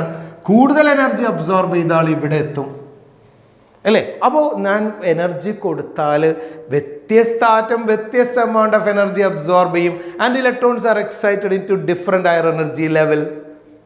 മനസ്സിലായോ? വ്യത്യസ്ത ആറ്റം വ്യത്യസ്ത എമൗണ്ട് ഓഫ് എനർജി അബ്സോർബ് ചെയ്യുക. Different atom absorb different amount of energy and electrons are excited into different higher energy level. Electrons are excited into different higher energy level. നോക്കാം എന്താണ് ആ കൺസെപ്റ്റ് എന്നുള്ളത്. Electrons are excited into different higher energy level. Let us look different higher energy level. So ഞാൻ ഓരോ energy level n=1, n=2, n=3, n=4, n=5 എന്ന് ഞാൻ ഇവിടെ എഴുതി നോക്കി. Okay, n=6 is also there. 1, 2, 3, 4, 5, 6. ഒരാറ്റം ഒരുപാട് എനർജി അബ്സോർബ് ചെയ്തു എന്ന് വിചാരിക്കുക. ഇവിടെ എത്തിയിട്ടുണ്ടാവില്ലേ, അത് 6-ലെത്തി, നേരെ തിരിച്ചിങ്ങോട്ട് വന്നു. അപ്പോൾ എന്തുണ്ടാവും? Corresponding you got a line in the spectrum. അതിൻ്റെ കറസ്പോണ്ടിങ് ഒരു ലൈന് നമുക്ക് സ്പെക്ട്രത്തിൽ കിട്ടും. ഇപ്പോൾ ഇവിടുന്ന് ഇങ്ങോട്ട് വന്നു കഴിഞ്ഞാൽ you got a line again there. ഇവിടുന്ന് ഇങ്ങോട്ട് വരുമ്പോൾ എഗെയിൻ ദർ. ഇവിടുന്ന് ഇങ്ങോട്ട് വരുമ്പോൾ again you can see there. ഇവിടുന്ന് ഇങ്ങോട്ട് വരുമ്പോൾ വീണ്ടും നമുക്ക് എനർജി ലൈൻസ് കിട്ടും അവിടെ. സോ എങ്ങോട്ടാണ് വന്നത്? n=1 വന്നത്. എവിടുന്നാണ്? That is n1=1. എവിടുന്നൊക്കെ വന്നത്? n2 എന്ന് പറയുന്നത് 2 ആവാം, 3 ആവാം, 4 ആവാം, എക്സെട്ര. ഇതാണല്ലോ നമ്മൾ ലൈമൺ ലൈൻ എന്ന് അറ്റോമിക് സ്പെക്ട്രം എന്നുള്ള ക്ലാസ്സിൽ നമ്മൾ എക്സ്പ്ലെയിൻ ചെയ്തത്. അപ്പോൾ ലൈമൺ ലൈൻസ് കിട്ടി. കണ്ടോ ബോർ ഇത്ര കൃത്യമായിട്ടുള്ളൊരു എക്സ്പ്ലനേഷനാണ് തന്നേ. ഇനി അതിന് പകരം ചില ആൾക്കാർ 6-ന്ന് 2-ലേക്ക് വരും, അല്ലെങ്കിൽ 5-ന്ന് 2-ലേക്ക് വരും, 4-ന്ന് 2-ലേക്ക് വരും, 3-ന്ന് 2-ലേക്കും. അപ്പോൾ എങ്ങോട്ടാണ് വന്നത്? n1=2 ആണ്, n2 എന്ന് പറയുന്നത് 3, 4, 5 എക്സെട്രയാണ്. അതല്ലേ നമ്മൾ ബാമർ ലൈൻ എന്ന് പറഞ്ഞത്. So I can say Balmer lines ഇവിടെ 1, 2, 3, 4, 5 ലൈനാണെങ്കിൽ ബാമറിൽ ഓർത്ത് വയ്ക്കുക 4 ലൈൻ ഉണ്ടാവും. അതുപോലെ there is another case, n1=3 ആണ്, n1=3 ആണ്, n2=4, 5, 6 എക്സെട്ര ആണ്. അപ്പോൾ അവിടെ എത്ര ലൈൻ ഉണ്ടാവും? 3 ലൈൻ ഉണ്ടാവും. സോ ദിസ് ബൈ ബാമർ ആണ്. അതുകൊണ്ട് നമ്മൾ ബാമർ സീരീസ് എന്ന് പറഞ്ഞു. ഇത് നമ്മൾ പറഞ്ഞു പാഷൻ സീരീസ് എന്ന് പറഞ്ഞു. ദെൻ അവിടെ 2 line in the case of what we call bracket series എന്ന് പറഞ്ഞു. ബ്രാക്കറ്റ് സീരീസ് ആണ്ട് ആ bracket series and 1 line in the what we call the fund series. അപ്പോൾ ഇത്രയും കൃത്യമായിട്ട് ഒരു അറ്റോമിക് സ്പെക്ട്രത്തിനെ എക്സ്പ്ലെയിൻ ചെയ്യാൻ ആർക്ക് പറ്റി? ബോറിന് പറ്റി. ക്ലിയർ? അപ്പോൾ നിങ്ങൾ ശ്രദ്ധിക്കേണ്ട ഒരു പോയിന്റ് ഉണ്ട് ബോറി പറഞ്ഞതിൽ. സോ നോക്കേ, ഇവിടുന്ന് ഇവിടുന്ന് ഇങ്ങോട്ട് എമിറ്റ് ചെയ്യുക അല്ലെങ്കിൽ തിരിച്ചു വരിക എന്ന് പറഞ്ഞാൽ ഞാൻ കാണിച്ചു 10.2 joules of energy, definite amount of energy 10.2 ജൂൾസേ അവിടെ എന്ത് ചെയ്യുന്നുള്ളൂ? ഇവോൾവ് ചെയ്യുന്നുള്ളൂ. നമുക്കൊന്ന് ഗ്രാഫിക്കലായിട്ട് എനർജി ഒന്ന് റെപ്രസെൻ്റ് ചെയ്ത് നോക്കാം. എനർജിയാണ് ഇലക്ട്രോൺ വോൾട്ടിൽ എനർജി ഞാൻ ഇവിടെ എഴുതുന്നു. ഇവിടെ എന്നിൻ്റെ വാല്യൂ എഴുതുന്നു. n1 ആയപ്പോൾ അതിൻ്റെ എനർജി -13.6 ആണ്. n=1 ആയപ്പോൾ n2 ആകുമ്പോൾ അതിൻ്റെ എനർജി -3.4 ആണ്. -3.4 ആണ്. n3 ആയപ്പോൾ അതിൻ്റെ എനർജി -1.5 ആണ്. n4 ആയപ്പോൾ അതിൻ്റെ എനർജി -1.8 ആണ്. അപ്പോൾ അവിടെ നിങ്ങൾ ശ്രദ്ധിക്കേണ്ട കാര്യം എന്താണെന്ന് വെച്ചാൽ നോക്കിയേ, N1 അതിൻ്റെ ഇടയിൽ വാല്യൂ ഒന്നുമില്ല. ഫസ്റ്റ് എനർജി ലെവൽ ഇതാണ്, അടുത്ത എനർജി ലെവൽ ഇതാണ്, അടുത്ത എനർജി ലെവൽ ഇതാണ്, അടുത്ത എനർജി ലെവൽ ഇതാണ്. What happen? എനർജി ഇൻക്രീസ് ചെയ്യുന്നുണ്ട്. റിമെമ്പർ, എനർജി ഈ ഡയറക്ഷനിൽ ഇൻക്രീസ് ചെയ്യുന്നുണ്ട്. ബട്ട് എനർജി ഗ്യാപ്പ് നോക്കിയേ, this energy gap is U can C 10.2 ആണ് ഈ എനർജി ഗ്യാപ്പ്. പിന്നെ വരുമ്പോൾ എനർജി ഗ്യാപ്പ് 3.4ഉം 1.5ഉം എത്ര ഡിഫറൻസ് ഉണ്ട്? 1.5 3 വരും, that is 1.9. There is small difference, small ഡിഫറൻസേ ഉള്ളൂ. ദെൻ ഇവിടെയുള്ള എനർജി ഡിഫറൻസ് നോക്കിക്കോളൂ, ദിസ് ഈസ് ഓൺലി 10.2 ആണ്. 3.4ൽ നിന്ന് 1.4 കഴിഞ്ഞ് കഴിഞ്ഞാൽ there is only 1.9 difference there. ഇനി ഈ ഡിഫറൻസ് എത്രയേ ഉള്ളൂ? അറൗണ്ട് 0.7 ഡിഫറൻസേ നമുക്ക് വരുന്നുള്ളൂ. സോ എനർജി അങ്ങനെ ഇൻക്രീസ് ചെയ്ത് പോകുന്നുണ്ട്, പക്ഷെ എനർജി ഗ്യാപ്പ് ഇങ്ങനെ കുറഞ്ഞു വരുന്നുണ്ട്. ക്ലിയർ? അപ്പോൾ ജമ്പ് ചെയ്യുക. നോക്ക്, നമ്മളൊരു മൂവ്മെൻറ്റ് നോക്കിക്കഴിഞ്ഞാൽ നമ്മളൊരു സ്റ്റെപ്പ് കയറുന്ന പോലെയല്ലേ കയറാൻ പറ്റുള്ളൂ. സോ ഞാനിവിടെ ഒരാളെ വരച്ചു വെച്ചു. അയാൾ ഈ സ്റ്റെപ്പിൽ നിന്ന് ഈ സ്റ്റെപ്പിലേക്ക് അയാൾക്ക് ജമ്പ് ചെയ്യാനേ പറ്റുള്ളൂ, വീണ്ടും ജമ്പ് ചെയ്യാൻ പറ്റുള്ളൂ, വീണ്ടും ജമ്പ് ചെയ്യാൻ പറ്റും. അടുത്ത എനർജി ഗ്യാപ്പ് നോക്കിയാൽ കുറച്ചുകൂടി അടുത്താവും, പിന്നെ അടുത്താവും, പിന്നെ അടുത്ത കുറച്ചാണ് കഴിഞ്ഞാൽ അതൊരു കണ്ടിന്യൂസ് ആവും. നമ്മളിങ്ങനെ നടന്നു പോകുന്ന പോലെ ആദ്യം ഇവിടുന്ന് ഒന്ന് ജമ്പ് ചെയ്തു, വീണ്ടും ഒന്ന് ജമ്പ് ചെയ്തു, ഇങ്ങനെ പോകും, കുറച്ച് കഴിഞ്ഞാൽ കണ്ടിന്യൂസാണ്. എന്ന് പറഞ്ഞാൽ ആദ്യത്തെ ലെവലിലൊക്കെ അബ്സോർപ്ഷൻ ഓഫ് എനർജി നടക്കുക, 10.2 ജൂൾസ് ഓഫ് എനർജി അബ്സോർബ് ചെയ്യുക, അല്ലെങ്കിൽ 10.2 + 1.9 അബ്സോർബ് ചെയ്യുക. അല്ല, അതായത് കണ്ടിന്യൂസ് അബ്സോർപ്ഷൻ ഇല്ല. അതായത് ആദ്യം ഒരു 1 electron volt, then 2 electron volt, 3 electron volt, ഇങ്ങനല്ലല്ലോ നമ്മളെ ഗ്രാഫ് വരുന്നത്. നോക്കിയേ, it is just like a step. That why I say absorption or emission of energy not takes place in a continuous manner, but in the form of small packet. One is 10.2, or next one is what we call 1.9, next one is 0.7, etc. So absorption or emission of energy not take place in a continuous manner, but in the form of small packet called one quanta of energy. ഒരു quanta 10.2 electron volts ഉള്ള ഒരു energy അത് absorb ചെയ്തു. ആ energy ലെവലിൽ എത്തിക്കഴിഞ്ഞാൽ ഇവിടെ എത്തി. ആ എനർജി ലെവലിൽ എത്തിക്കഴിഞ്ഞാൽ അയാൾ എന്ത് ചെയ്യണം? പിന്നെ 1.9 അബ്സോർബ് ചെയ്തിട്ട് വേണം അടുത്തോട്ട് പോകാൻ. അല്ലാതെ കുറേശ്ശെ അബ്സോർബ് ചെയ്ത് ഇങ്ങനെ പോകാൻ അയാൾക്ക് പറ്റില്ല എന്നർത്ഥം. That mean absorption or emission of energy not takes place in a continuous manner, but in the form of small packet of energy. That is what we call energy is quantized. There is the latest term what we call energy is quantized. The first man who says energy is quantized is Bohr. അതുകൊണ്ടാണ് നമ്മൾ ഈ ബോറിൻ്റെ തിയറിയെ ഇപ്പോൾ നമ്മൾ പറയും old quantum theory. It is quantisation of energy is there എന്നുള്ളത് ബോറിൻ്റെ വളരെ important ആയിട്ടുള്ള ഒരു ഐഡിയയാണ്. അത് നമ്മളൊന്ന് ശ്രദ്ധിക്കേണ്ട പോയിൻ്റാണ്. Energy is quantize according to Bohr. അതേപോലെ നമുക്കൊന്ന് എടുത്ത് നോക്കാം. What about angular momentum is also quantize there. Bohr angular momentum quantize ചെയ്തിട്ടുണ്ട്. നമുക്ക് നോക്കാം how Bohr is quantize the angular momentum. Bohr angular moment എങ്ങനെ ക്വാണ്ടൈസ് ചെയ്ത് നോക്കിക്കോളൂ. ആംഗുലാർ മൊമെൻറ്റ് കണ്ടിന്യൂസ് ആണോ ഡിസ്കണ്ടിന്യൂസ് ആണോ എന്നാണ് നമ്മൾ നോക്കേണ്ടത്. നമുക്കറിയാം ആംഗുലാർ മൊമെൻറ്റം MVR = എന്താണ്? NH/2π ആണ്. ഞാനൊരു പ്ലോട്ട് ചെയ്ത് നോക്കാം.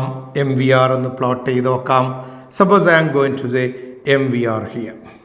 This is n value. n = 1 ആണ്. So 1h/2π, you got h/2π here. n = 2 ആണ്. What's the value? 2h/2π, or simply you can say h/π there. n = 3 ആണ്. 3h/2π. So this is h/2π, this is h/π. Then next one 3h/2π, or simply I can say this is 2h/2π. Now 3h/2π. If n = 4, it becomes 4h by 2 pi.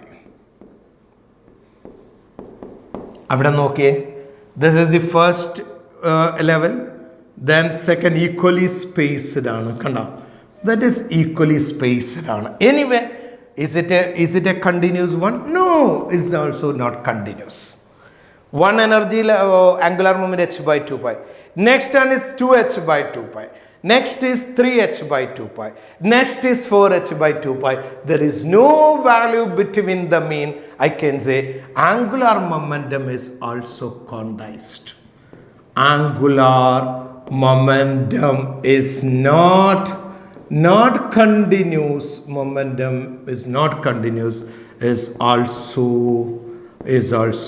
quantized. വളരെ history of സയൻസിൻ്റെ ഭാഗത്ത് നോക്കുമ്പോൾ വലിയൊരു സ്റ്റെപ്പാണ് Bohr കൊടുത്തത്. Angular momentum is also quantise.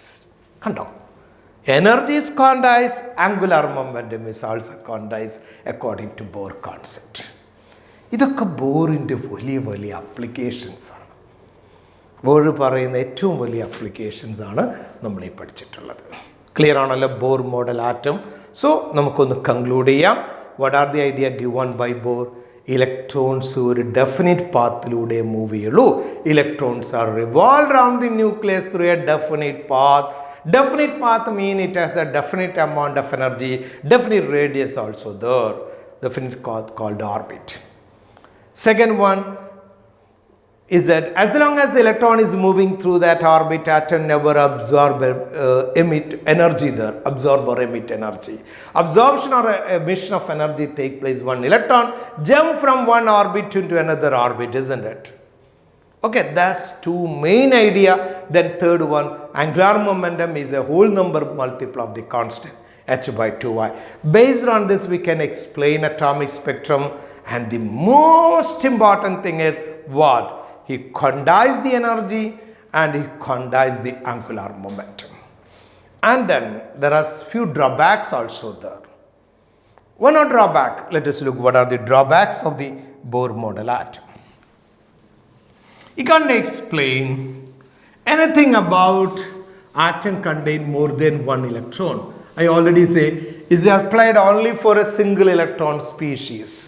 It is not applicable for. So let us look what are the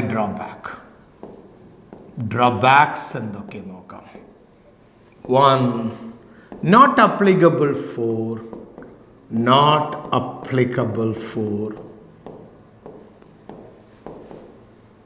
many electron species.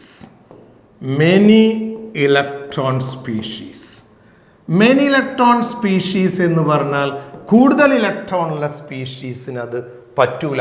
It can applied for hydrogen, it can applied for helium plus, it can applied for lithium 2+, it can applied for beryllium 3+. It is not applied for helium because it contain 2 electron. It is not applied for lithium because it contain 3 electron. It is not applicable for beryllium because it contain 4 electron. That's another one drawback of the Bohr model atom. And based on spectrum, see, when we apply the electric field or magnetic field in the path of the light emitted from atomic species, നേരത്തെ പറഞ്ഞു ഒരു electron മുകളിൽ നിന്ന് താഴോട്ട് പോരുമ്പോൾ energy emit ചെയ്യും in the form of radiation എന്നല്ലേ പറഞ്ഞേ. ആ റേഡിയേഷൻ്റെ പാത്തിൽ ഞാനൊരു ഇലക്ട്രിക് ഫീൽഡോ മാഗ്നറ്റിക് ഫീൽഡോ വെക്കുകയാണെങ്കിൽ ഇൻസ്റ്റെഡ് ഓഫ് വൺ ലൈൻ, നമ്മൾ നേരത്തെ പറഞ്ഞു one line, you got more than one line. That means splitting of the spectral line.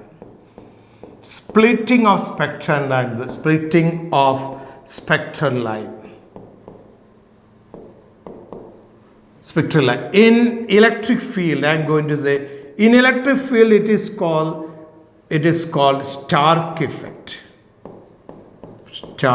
Splitting of the spectral line in electric field is called Stark effect, and in the magnetic field it is called Zeeman effect. അത് പിന്നീട് കണ്ടുപിടിച്ച കാര്യങ്ങളാണ്. അതൊന്നും അയാൾക്ക് പറയാൻ പറ്റിയിട്ടില്ല എന്ന് പറയുന്നത് വലിയൊരു ഡ്രോബാക്ക് ആയിട്ട് പറയാം. Splitting of the spectral line in magnetic and electric field cannot be explained on the basis of the Bohr concept. Then third drawback, there are a lot of drawbacks there. Then third drawback is why? You can't explain why mvr equal to nh by 2 pi. He says the angular momentum is a whole number multiple of a constant h by 2. He can't answer why it is so. Suppose we ask him, based on that model, he can't explain why mvr is equal to nh by 2 pi. സയൻസിൽ മുന്നോട്ട് പോകുമ്പോൾ അതിന് കറക്റ്റായിട്ടുള്ളൊരു explanation തന്ന D ബ്രോളിയാണ്. നമുക്ക് D ബ്രോളിയുടെ concept പറയുമ്പോൾ ഞാൻ അവിടെ explain ചെയ്യാം ഈ കാര്യങ്ങൾ. സോ ഇത് വേറൊരു ഡ്രോബാക്കാണ്. ദെൻ ഫോർത്ത് ഡ്രോബാക്ക് ഞാൻ ഇവിടെ എഴുതാം. Fourth ഡ്രോബാക്കാണ്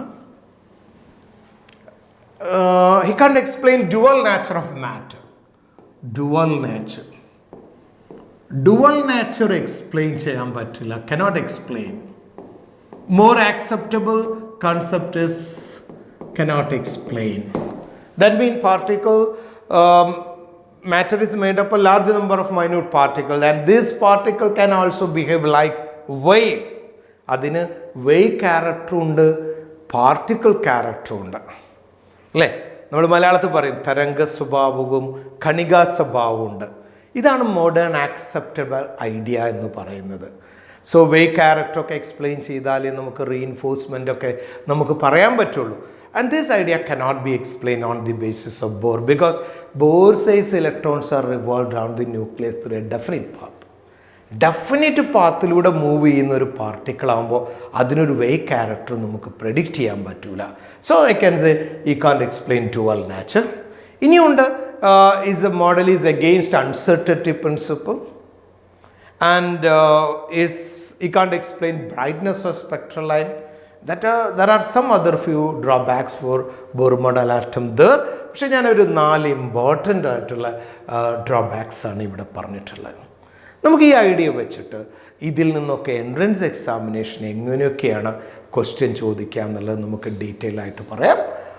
okay, that's about Bohr model and its advantage and what are the disadvantages of Bohr model atom. Okay, let us go for some objective type question. ചില questions നമുക്കൊന്ന് workout ചെയ്ത് നോക്കാം. പഴയ എക്സാമിനേഷൻസിലൊക്കെ കണ്ടിട്ടുള്ള common ആയിട്ട് ചോദിക്കുന്ന ചില ചോദ്യങ്ങളാണ് നമ്മളിവിടെ ഡിസ്കസ് ചെയ്യാൻ പോകുന്നത്. നോക്കാം.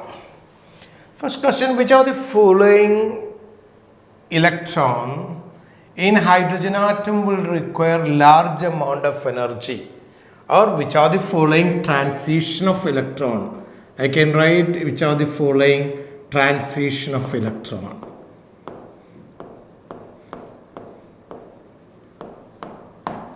ഏത് ട്രാൻസിഷനാണ് ഇലക്ട്രോണിൻ്റെ ട്രാൻസിഷനാണ് കൂടുതൽ എനർജി ആവശ്യം ഉണ്ടാവുക? ഒന്നാമത്തെ നോക്കിക്കോളൂ. n ഈക്വൽ ടു 1ൽ നിന്ന്, ഇത് ന്യൂക്ലിയസ് ആണ്, 1ൽ നിന്ന് 2ലേക്ക് ഞാൻ ജമ്പ് ചെയ്യിക്കുന്നു. 1ൽ നിന്ന് 2ലേക്ക് ജമ്പ് ചെയ്യിക്കുന്നു. രണ്ടാമത്തെ ക്വസ്റ്റ്യൻ നിങ്ങൾക്ക് നോക്കാം.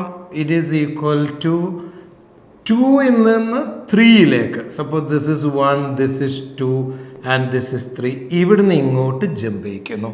That is B choice. C choice എന്താണ്? n ഈക്വൽ ടു ഇൻഫിനിറ്റിയിൽ നിന്ന്, n ഈക്വൽ ടു ഇൻഫിനിറ്റി, അതായത് അത്രയും ദൂരത്തിൽ നിന്ന് തിരിച്ച് n ഈക്വൽ ടു 1ലേക്ക് വരുന്നതാണ്. ദെൻ അടുത്തത് n ഈക്വൽ ടു 3 to 5 ആണ്. This is C choice. n equal to 1, 2, then 3, this is 4 and this is 5. 3ൽ നിന്ന് 5ലേക്ക് ജമ്പ് ചെയ്യിക്കുന്നതാണ് അടുത്ത ക്വസ്റ്റ്യൻ. ഇതിൽ ഏതിനാണ് ഏറ്റവും കൂടുതൽ എനർജി ആവശ്യം? അപ്പോൾ അവിടെ നിങ്ങൾ ശ്രദ്ധിക്കേണ്ടത്, ഇവിടെ നോക്ക്, this is okay this is absorption of energy absorb ചെയ്യുന്നു. ഇവിടെയും അബ്സോർപ്ഷൻ ഓഫ് എനർജിയാണ്. ഇവിടെ നിങ്ങൾ നോക്കിക്കോളൂ, എമിഷൻ ഓഫ് എനർജിയാണ്, തിരിച്ചു വരികയാണ്. ഇവിടെയും അബ്സോർപ്ഷൻ ഓഫ് എനർജിയാണ്. നമുക്ക് മനസ്സിലായി, താഴെന്ന് മുകളിലോട്ട് പോവുകയാണ് absorption energy. So which are the following transition of electron in hydrogen atom will require energy എന്ന് പറഞ്ഞാൽ എനർജി അബ്സോർബ് ചെയ്യുന്നത് ഏതാണെന്നാ. അപ്പോൾ നമുക്ക് ഉറപ്പായി ഈ ചോയ്സ് അല്ല, സി എന്നുള്ള ചോയ്സ് അല്ല എന്നുള്ളത് കറക്റ്റായി. ക്ലിയർ ആയില്ലേ? ഇനി നമുക്ക് നോക്കാം. ഇനി നമ്മൾ വേണ്ട 1 നിന്ന് 2ലേക്കാണ്. നമ്മൾ പഠിച്ചിട്ടുണ്ട് നേരത്തെ energy of 1. Energy is 1 is less than energy of 2, less than energy of 3, less than energy of 4. Energy ഏറ്റവും കുറവ് ഞാൻ ഇലക്ട്രോൺ വോൾട്ടിൽ പറയുമ്പോൾ -13.6 ആയിരുന്നു ഹൈഡ്രജൻ, -3.4 ആയിരുന്നു, -1.5 ആയിരുന്നു, -0.8 ആയിരുന്നു. So energy goes on increases. What about the energy gap? Energy gap is E2 minus E1 is greater than E3 minus E2, greater than E4 minus E3, etc. അങ്ങനെയല്ലേ നമ്മൾ പഠിച്ചത്. അപ്പോൾ ഏറ്റവും കൂടുതൽ എനർജി ഇവിടെ ഞാൻ വാല്യൂ വെച്ച് പറയുകയാണെങ്കിൽ അങ്ങനെ നിങ്ങൾ ചെയ്യേണ്ട ആവശ്യമൊന്നുമില്ല, ഞാൻ നിങ്ങൾക്ക് മനസ്സിലാൻ വേണ്ടി പറയുകയാണ്. ഇത് നമുക്ക് ഓർമ്മ ഉണ്ടായിരിക്കും 10.2ലാണ് വരിക. ഇത് 1.5ഉം 0.34ഉം ഒരു 1.9 ഡിഫറൻസാണ് വരിക എന്ന് നമുക്കറിയാം. അപ്പോൾ ഏറ്റവും കൂടുതൽ എനർജി ആവശ്യം വരിക ഏതായിരിക്കും? E2. ഈ എനർജി ട്രാൻസിഷനാണ് ഏറ്റവും കൂടുതലായിട്ട് വരിക. That mean E2 minus E1 is greater than any of this idea. So the correct answer for the question is A. 1 into 2 is the correct answer. Clear ആണല്ലേ? എന്താ അതിൻ്റെ ബേസിക് മനസ്സിലാക്കേണ്ടത്? E1 less than E2 less than E3 less than E4 with the condition E2 minus E1 greater than E3 minus E2 greater than E4 minus E3. Clear ആണല്ലോ? Question number 1. Okay, then let us go for the next question. വായിച്ചു നോക്കൂ. Energy associate Bohr orbit in hydrogen atoms given by the expression -13.6 into n square in electron volt. Energy associated with orbit having 9r1. 9r1 is the question. R1 is the radius of the first orbit is given by.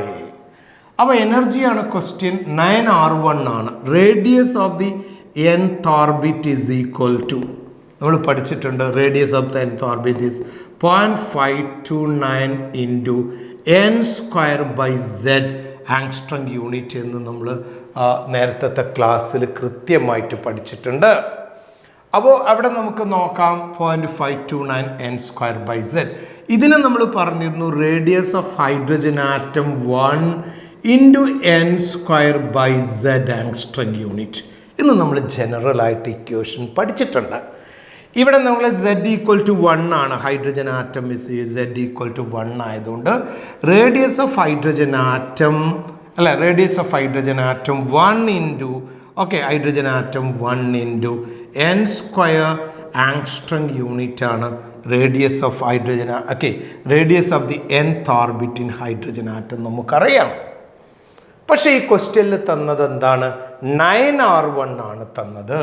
So in the question it is given as another orbit radius is equal to 9 of r1 ആണ്. റേഡിയസിൻ്റെ formula എന്താണ്? Radius of 1 into n square ആണ്. അപ്പോൾ radius of 1 ഇവിടെ തന്നിട്ടുണ്ട് ഈ ക്വസ്റ്റ്യനിൽ. അപ്പോൾ നമുക്ക് ഇതിൽ നിന്ന് മാർക്കാവാം n സ്ക്വയർ ഈക്വൽ ടു 9 ആണെന്ന് നമുക്കറിയാം. അപ്പോൾ n എത്രയാണ്? n ഈക്വൽ ടു 3 ആണെന്ന് നമുക്ക് കിട്ടി. ഇനി എന്താ ചോദ്യം? Energy associate with orbit having energy ആണെന്ന് പറഞ്ഞത്.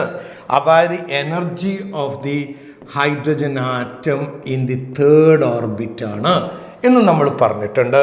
ആൻസേഴ്സ് ഒക്കെ ഇലക്ട്രോൺ വോൾട്ടിലായതുകൊണ്ട് നമുക്കറിയാം that's equal to -13.6 into z square by n square ആണ്. ഹൈഡ്രജൻ ആറ്റത്തിൻ്റെ z ഈക്വൽ ടു 1 ആണ്. ഇവിടെ n ഈക്വൽ ടു 3 ആണ്. നമ്മൾ സബ്സ്റ്റിറ്റ്യൂട്ട് ചെയ്യുകയാണെങ്കിൽ -13.6 into 1 square by 3 square and you got -1.5 electron volt. Clear ആണ്? -1.5 electron volt. So the correct answer is C. It is 1.51 electron volt. Clear ആയില്ലേ ആ question? ഇങ്ങനെ റേഡിയസും എനർജിയും റിലേറ്റഡ് ആയിട്ടോ ആംഗുലാർ മൊമെൻ്റ് റിലേറ്റഡ് ആയിട്ടോ ഒക്കെ പല ക്വസ്റ്റ്യനും വരും എന്ന് പ്രത്യേകം ശ്രദ്ധിക്കാം. അടുത്ത ക്വസ്റ്റ്യനിലേക്ക് പോകാം. The hydrogen line spectrum provide evidence for. നമുക്കറിയാം നേരത്തെ റൂദർഫോർഡ് മോഡൽ ആറ്റത്തിൽ electrons are revolved around the nucleus. Therefore, there is a possibility of continuous emission of energy because when a charged body is moving, energy goes on decreasing. If there is a continuous emission of energy, as in the case of what we call the solar spectrum, you got a band spectrum there. Okay, as in the case of solar spectrum, you see the violet, indigo, blue, yellow, etc. Violet, indigo, blue, green, yellow, orange, red, etc. You got vibgeos. You got it has a characteristic color there. അപ്പോൾ നിങ്ങൾ നോക്കിക്കഴിഞ്ഞാൽ നിങ്ങൾ ശരിക്കും violet band ഉണ്ടാവും, IndiGo band ഉണ്ടാവും. So you got a continuous spectrum there. Continuous spectrum ആണ്. Continuous spectrum ആണ്. It is continuous spectrum. But according to Bohr, you got a discontinuous spectrum. Why? Because the line spectrum is obtained when an electron jump from one orbit into another orbit. Then only we got the line spectrum. So the line spectrum leads to what we call the condensed nature of atomic energy level. There is no continuous emission of energy. Absorption or emission of energy take place when an electron jump from one orbit to another orbit. When one to this, you got a line there, and you got separate line because of the jumping. So this spectral line leads to what we call the condensation of energy level in hydrogen spectrum. At the continuous emission angle, you got a band spectrum, as in the case of solar spectrum. But here you got line spectrum because there is no continuous emission of energy, what we call condensation. Okay, therefore the correct answer is D. Now go for the next question. Hydrogen atoms are excited to n equal to 4 state. In the spectrum of emitter radiation, number of line in the ultraviolet and visible region. Number of line in this spectrum, that's another question there. Okay, so remember this point. For different series, Lyman, Balmer, Passion, Bracket, Fun series. According to Bohr, when spectral lines are obtained when electron jump from higher orbit to lower energy level, lower orbit there. And the lower orbit is usually represented by N1. N1 for Lyman is 1, Balmer 2, this is 3, this is 4, and this is 5. N1 for different series of lines are there. And when electrons spectrum is obtained when electrons are excited into higher energy level. When higher energy level, electrons are excited into higher energy level, you got spectrum, you got the spectrum when electrons are excited into higher energy level. Okay, and remember, when the electron is excited, higher energy level, say N2, suppose remember N2 is the higher energy level. If excited to, remember, if we excited to nth energy level, nth level or nth orbit, remember nth orbit. Remember there are, if the electrons are excited into nth orbit, electrons are excited into nth orbit, there are n minus 1 Lyman line, n minus 2, there are n minus 2, there are n minus 2 Balmer line, n minus 2 Balmer line and down, n minus 3 Passion line, n minus 4 Bracket line, and n minus 5 Fun line. Remember this point. This is an important point to remember. Suppose the electrons are excited into nth energy level. There are n minus 1 Lyman line, n-2 Balmer line, n-3 Passion line, n-4 and n-5 what's called fun line there. That means, how can you find out the number of line in a series? Number of line in a series. Number of line in a series. ഒരു സീരീസിൽ എത്ര line ഉണ്ട് എന്ന് calculate ചെയ്യുകയാണെങ്കിൽ n-n1, where n is what? What is n is? N is the excited energy level. N1 is given for Lyman, Balmer, Passion, etc. there. So ഞാൻ n equal to 4ലേക്ക് കൊണ്ടുപോയി, വേണ്ട n equal to 6ലേക്ക് കൊണ്ടുപോയി. അപ്പോൾ ലൈമണിൽ 6ലേക്കല്ലേ നമ്മൾ കൊണ്ടുപോയത്? ലൈമണിൽ 5 line, ബാമറിൽ 4 line, പാഷനിൽ 3 line, ബ്രാക്കറ്റിൽ 2 line, then ഫണ്ണിൽ 1 line. Clear ആണ്? ഞാനൊരു ഇലക്ട്രോണിനെ എക്സൈറ്റ് ചെയ്ത് 3ാമത്തെ എനർജി ലെവലിലേക്ക് എക്സൈറ്റ് ചെയ്തു എന്ന് വിചാരിക്കാം. 3ാമത്തെ എനർജി ലെവലിലേക്ക് എക്സൈറ്റ് ചെയ്യുകയാണെങ്കിൽ അവിടെ നിങ്ങൾ ഓർക്കണം, 3rd എനർജി ലെവലിലെ 2 ലൈമൺ ലൈൻ, 1 ബാമർ ലൈൻ, ബാക്കി ലൈനൊന്നും ഉണ്ടാവില്ല. ക്ലിയർ ആയല്ലോ? അപ്പോൾ വളരെ ശ്രദ്ധിക്കേണ്ടത്, excited to nth energy level ആണെങ്കിൽ remember there is n-1 Lyman line, n-2 Balmer, ഇതിങ്ങനെ ഓർഡറിലുണ്ടാവും. നമ്മളിത് മാത്രം ഒന്ന് ശ്രദ്ധിച്ച് പഠിച്ചു വെക്കുക. Number of line in a series, spectral series is n-n1, n1 for different series are given here. ഇനി നമ്മളെ ക്വസ്റ്റ്യനിലേക്ക് നോക്കാം. Hydrogen atoms are excited to n equal to 4 state ആണ്.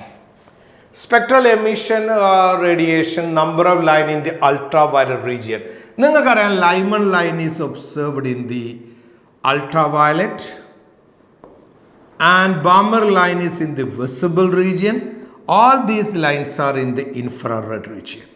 ഓർത്തു വെക്കണം, ലൈമൺ ലൈൻ എപ്പോഴും അൾട്രാവയലറ്റ് റീജിയനിലാണ്, ബാമർ ലൈൻ വിസിബിൾ റീജിയനിലാണ്, ഇൻഫ്രാറെഡ് റീജിയനിലാണ്. പാഷനും ബ്രാക്കറ്റും ഫണ്ടും, പിന്നെ ഒരു ആംഫ്രി ഉണ്ട്, ഫാർ IR ഒരു ആംഫ്രി സീരീസും കൂടി ഉണ്ട് കേട്ടോ. അപ്പോൾ ഇതൊന്ന് ഓലിച്ചാൽ മതി. അപ്പം നമ്മളെ ക്വസ്റ്റ്യൻ 4th എനർജി ലെവലിലാണെങ്കിൽ n equal to 4 ആണെങ്കിൽ എത്ര ലൈമൺ ലൈൻ നമുക്ക് നോക്കാം. n equal to 4 ആണെങ്കിൽ ലൈമൺ ലൈൻ എത്ര ഉണ്ടാവും? 3 എണ്ണം ഉണ്ടാവും. ബാമർ ലൈൻ എത്ര ഉണ്ടാവും? 2 എണ്ണം ഉണ്ടാവും. പാഷൻ ലൈൻ എത്ര ഉണ്ടാവും? 1 ഉണ്ടാവും. ഇനി എന്താ ആൻസർ? അതിന് n equal to 4ലേക്ക് പോയാൽ അൾട്രാവയലറ്റ് റീജിയൻ എന്ന് പറയുന്നത് ലൈമൺ ലൈൻ എത്ര എണ്ണമാണ്? ലൈമൺ ലൈന് 3 എണ്ണം ഉണ്ട്. So number of line in the Lyman series 3 കറക്റ്റാണ്. ഈ 3 ഇതിലെ ആൻസറിൽ കറക്റ്റാണ്, ഈ ആൻസറിൽ ലൈമൺ കറക്റ്റാണ്, ഈ ആൻസറിൽ ലൈമൺ കറക്റ്റാണ്. ഇനി ആൻഡ് വിസിബിൾ റീജിയനിൽ ബാമർ ലൈനാണ് ഉണ്ടാവുക. ബാമർ ലൈന് 2 എണ്ണം ഉണ്ടാവും. So the correct answer is this one. So the correct answer for the question 3 and 2. Clear ആയോ? It is 3 and 2. It is shortest wavelength of spectral line in hydrogen in Lyman series is X. Then the shortest wavelength of the line in the Balmer series. അപ്പോൾ ഈ question answer ചെയ്യാൻ നമ്മൾ മുമ്പുള്ള ക്ലാസ്സിൽ പഠിച്ചിട്ടുള്ള റിഡ്ബർഗ് constant അല്ലെങ്കിൽ റിഡ്ബർഗ് equation ഒന്ന് ഓർക്കണം. What is Rydberg equation? Rydberg's ഇക്വേഷനാണ്. സോ റിഡ്ബർഗ് ഇക്വേഷൻ എന്ന് പറയുന്നത് that one nu bar wave number equal to 1 by lambda is equal to r into z square into 1 by n1 square minus 1 by n2 square ആണ്. This is the Rydberg equation. Nu bar is the wave number, wavelength is lambda, r is called the Rydberg constant ആണ്. Z is atomic number, n1 and n2 for different series, you know that one. Lyman n1 1 ആണ്, then n2 for the other series നമുക്കറിയാം. ഇനി എന്താണ് question? Shortest wave length of the spectral line. Shortest wave length ആക്കുക എന്ന് പറഞ്ഞാൽ നോക്കിക്കോളൂ, ഞാനൊരു higher energy ലെവലിൽ നിന്ന് ഒരു ഇലക്ട്രോൺ തിരിച്ചു വരുന്നു. So there is change in energy ഉണ്ടാവൂലേ, എനർജി എമിറ്റ് ചെയ്യൂലേ അവിടെ. എനർജിയുടെ വാല്യൂ നമുക്കറിയാം, it is equal to hc/λ ആണെന്നറിയാം, ചേഞ്ച് ഇൻ എനർജി. അപ്പോൾ വേവ് ലെങ്ത്ത് ഷോർട്ടസ്റ്റ് ആവണമെങ്കിൽ സോ ലോ വേവ് ലെങ്ത് ആവണമെങ്കിൽ or I can say lambda is equal to what hc/Δe ആണ്. അപ്പോൾ ലോ വേവ് ലെങ്ത് ആവണമെങ്കിൽ ലോ ലാംഡ ആവണമെങ്കിൽ എന്താവണം? വേവ് ലെങ്ത് ഏറ്റവും കുറയാണെങ്കിൽ ഹൈ എനർജി ഡിഫറൻസ് വരണം, ഹൈ ΔE വേണം, വേണ്ടേ? ഹൈ ചേഞ്ച് ഇൻ എനർജി വേണം. വേവ് ലെങ്ത് എന്താവണമെങ്കിൽ ഏറ്റവും കുറവാവണമെങ്കിൽ ഹൈ ΔE വരണം. ഇനി ഹൈ വേവ് ലെങ്ത് ആവണമെങ്കിൽ ഹൈ ലാംഡ വരണമെങ്കിൽ ലാംഡ കൂടുതലാണെങ്കിൽ ലോ ചേഞ്ച് ഇൻ എനർജി ആവണം. ഇത് ക്ലിയർ അല്ല എല്ലാവർക്കും ഈ പറഞ്ഞ കാര്യം? ഒരു ഇലക്ട്രോൺ തിരിച്ചു വരുമ്പോൾ ചേഞ്ച് ഇൻ എനർജി നിങ്ങൾക്കറിയാം hc/λ ആണെന്ന് എല്ലാവർക്കും അറിയാം. ഈസ് ഈക്വൽ ടു hν ആണ് hc/λ. അപ്പോൾ ലാംഡ എന്ന് പറഞ്ഞു കഴിഞ്ഞാൽ എന്താ ഉണ്ടാവുക? ഇറ്റ് ഈസ് ഈക്വൽ hc/Δe ആണ്. അപ്പോൾ വേവ് ലെങ്ത് കുറയണമെങ്കിൽ Δe കൂടണം, വേവ് ലെങ്ത് കൂടണമെങ്കിൽ Δe കുറയണം. ഇവിടെ എന്താ ക്വസ്റ്റ്യൻ? ഷോർട്ടസ്റ്റ് വേവ് ലെങ്ത് ആവണം, ഷോർട്ടസ്റ്റ് വേവ് ലെങ്ത് ആവണം. വേവ് ലെങ്ത് ഏറ്റവും കുറയണം, അതല്ലേ നമ്മൾ വേണ്ടത്? വേവ് ലെങ്ത് കുറയണമെങ്കിൽ എന്താവണം? ലോ വേവ് ലെങ്ത് ആവണം, ലോ വേവ് ലെങ്ത് ആവണം. ലോ വേവ് ലെങ്ത് ആവണമെങ്കിൽ എന്താവണം? ഷോർട്ടസ്റ്റ് വേവ് ലെങ്ത് ആവണം എന്നല്ലേ നമ്മൾ പറഞ്ഞത്? ഹൈ എനർജി ചേഞ്ച് ആവണം, ഹൈ എനർജി ചേഞ്ച് ആവണം, ഹൈ Δe ആവണം. അപ്പോൾ ഏതാണ് സ്പെക്ട്രൽ? ലൈമൺ സീരീസിലാണ് ഞാൻ പറഞ്ഞിട്ടുള്ളത്. ക്വസ്റ്റ്യനിൽ ലൈമൺ സീരീസ് ആണ്. ഹൈ എനർജി ചേഞ്ച് ആവണമെങ്കിൽ n1 ഈക്വൽ ടു 1 ആണ് ഫോർ ലൈമൺ സീരീസ്. n2 എന്ന് പറയുന്നത് നിങ്ങൾക്കറിയാം, n2 എന്ന് പറയുന്നത് എന്താവണം? ഹൈ വേവ് ലെങ്ത് എനർജി ആണെങ്കിൽ, ലോ വേവ് ലെങ്ത് ആണെങ്കിൽ ഹൈ എനർജി ആവണം. ഹൈ എനർജി ഡിഫറൻസ് ആണെങ്കിൽ n1 ഈക്വൽ ടു 1 ആണ്, n2 2 ആയ പോലെ 3, 4, 5 ഏറ്റവും കൂടുതൽ വേണം. n2 is equal to infinity ആവണം, n2 is equal to infinity ആണ്. അപ്പോൾ ഇവിടെ പറഞ്ഞത് shortest wave length of the spectral line in hydrogen series is X ആണ്, എക്സ് ആണ്. ഷോർട്ടസ്റ്റ് വേവ് ലെങ്ത് എക്സ് ആണെന്നാണ് പറഞ്ഞിട്ടുള്ളത്. അപ്പം നമുക്ക് ആ ഇക്വേഷൻ ഒന്ന് എഴുതി നോക്കാം. 1/λ is equal to 1/λ is equal to, അപ്പോൾ ഇവിടെ shortest wavelength is equal to, I mean ആ ഷോർട്ടസ്റ്റ് വേവ് ലെങ്ത് 1/x ആണ്, is equal to r into z² into what's that 1/n1 square, 1/1 square minus 1/∞ square.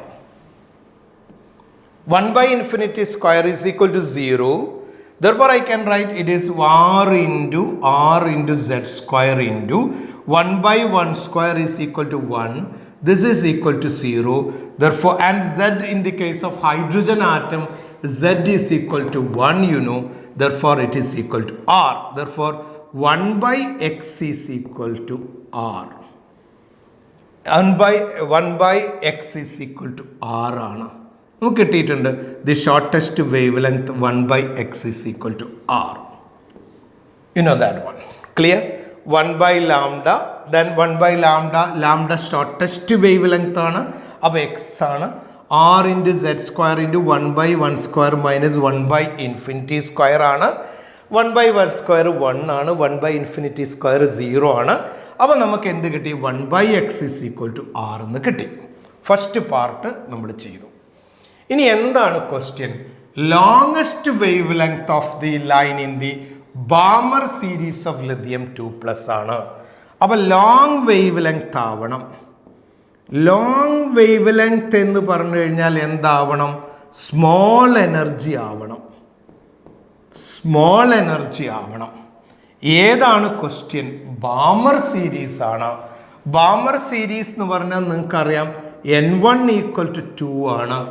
Then n2 എന്ന് പറഞ്ഞു കഴിഞ്ഞാൽ അടുത്ത energy ലെവലാണോ? Small energy different ആണെങ്കിൽ n2 എന്താക്കണം? 3 ആവണം.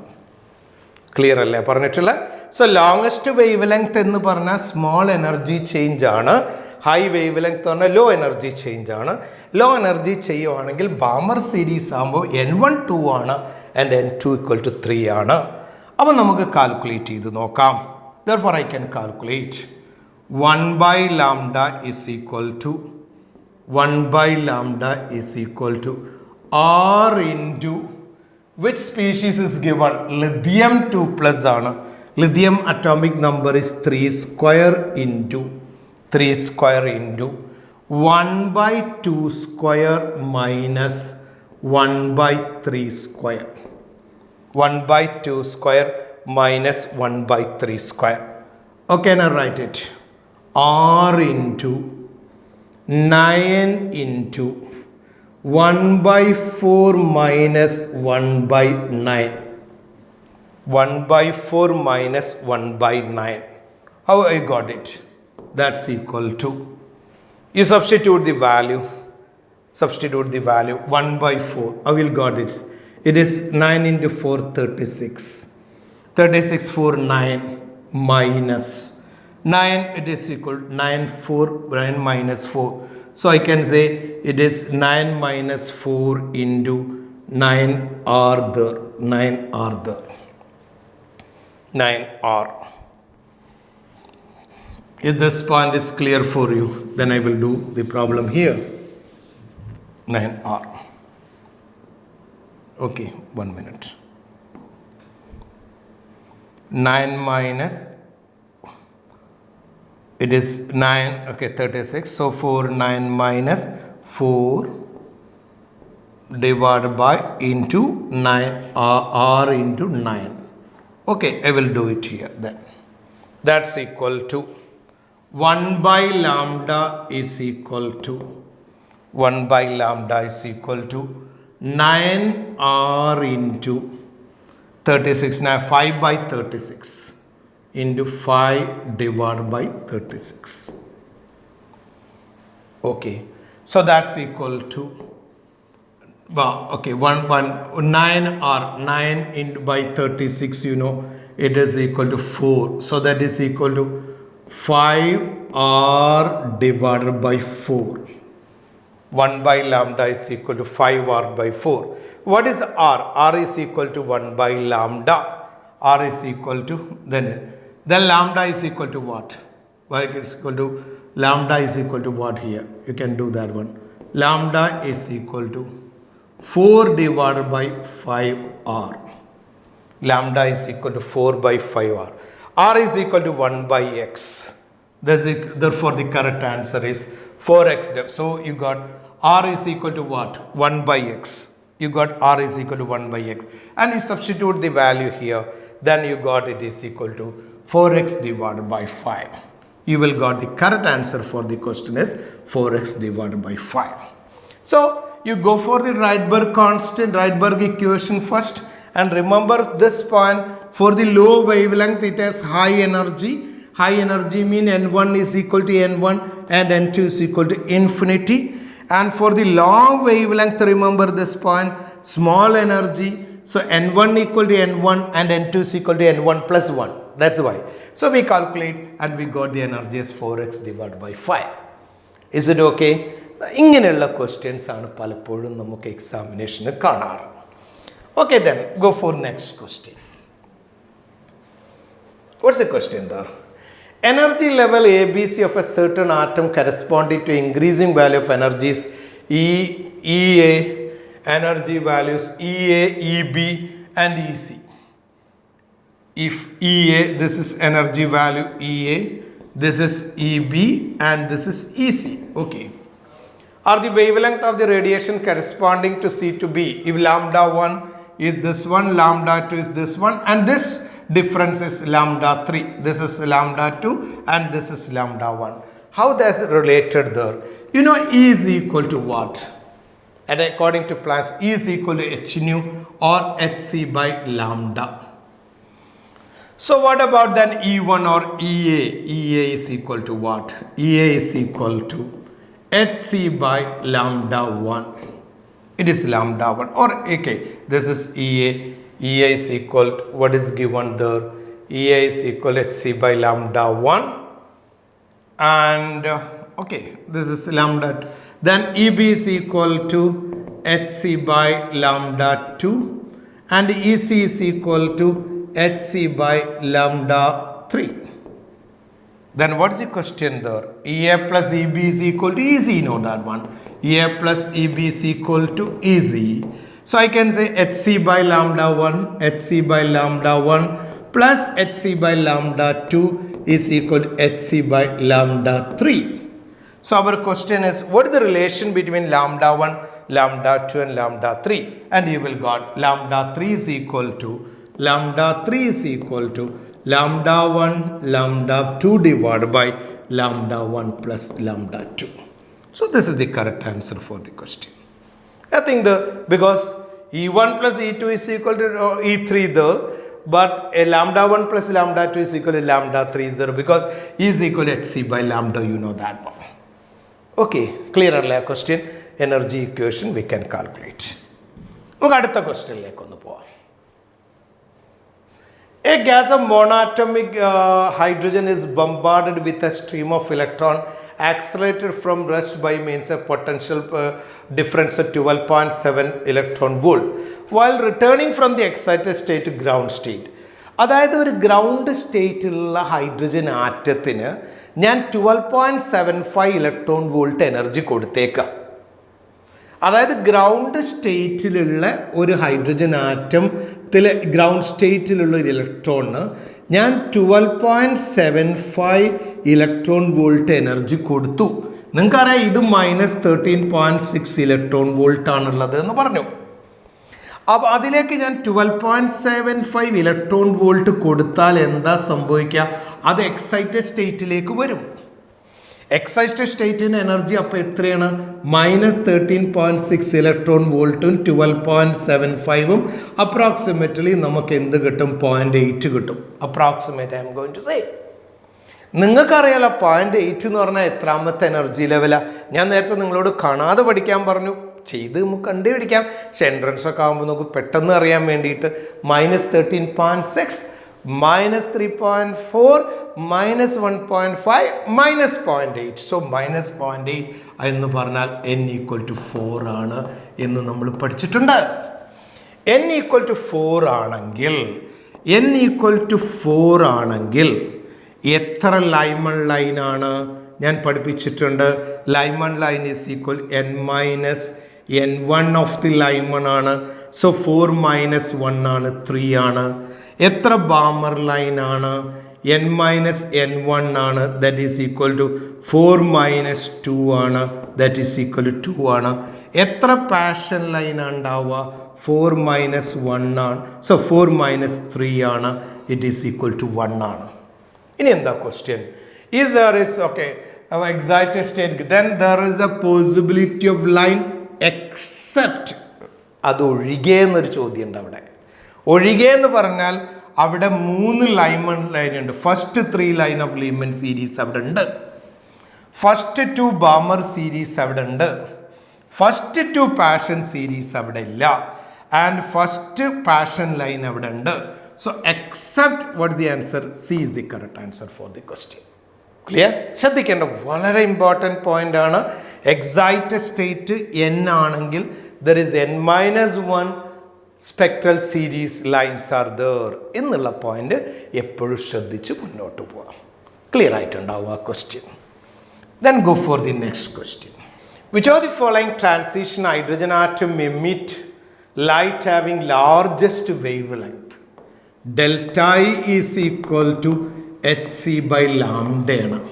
അപ്പോൾ high wavelength വരണം. Lambda is equal to hc by delta E ആണ്. So wavelength ഒരുപാട് കൂടണമെങ്കിൽ ഡെൽറ്റ ഇ സ്മോൾ ആവണം. ഏറ്റവും ചെറിയ എനർജി ചേഞ്ച് ഏതിലാണ് ഉണ്ടാവുക എന്നാണ് എ പറഞ്ഞത്. n1 1 to 2 ആണ്. അത് ഏറ്റവും കൂടുതൽ എനർജി ചേഞ്ച് ആവും. 2 to 1 ആണ് എനർജി. 2 to 1 ആണ്. 2 to 1 ആണ്.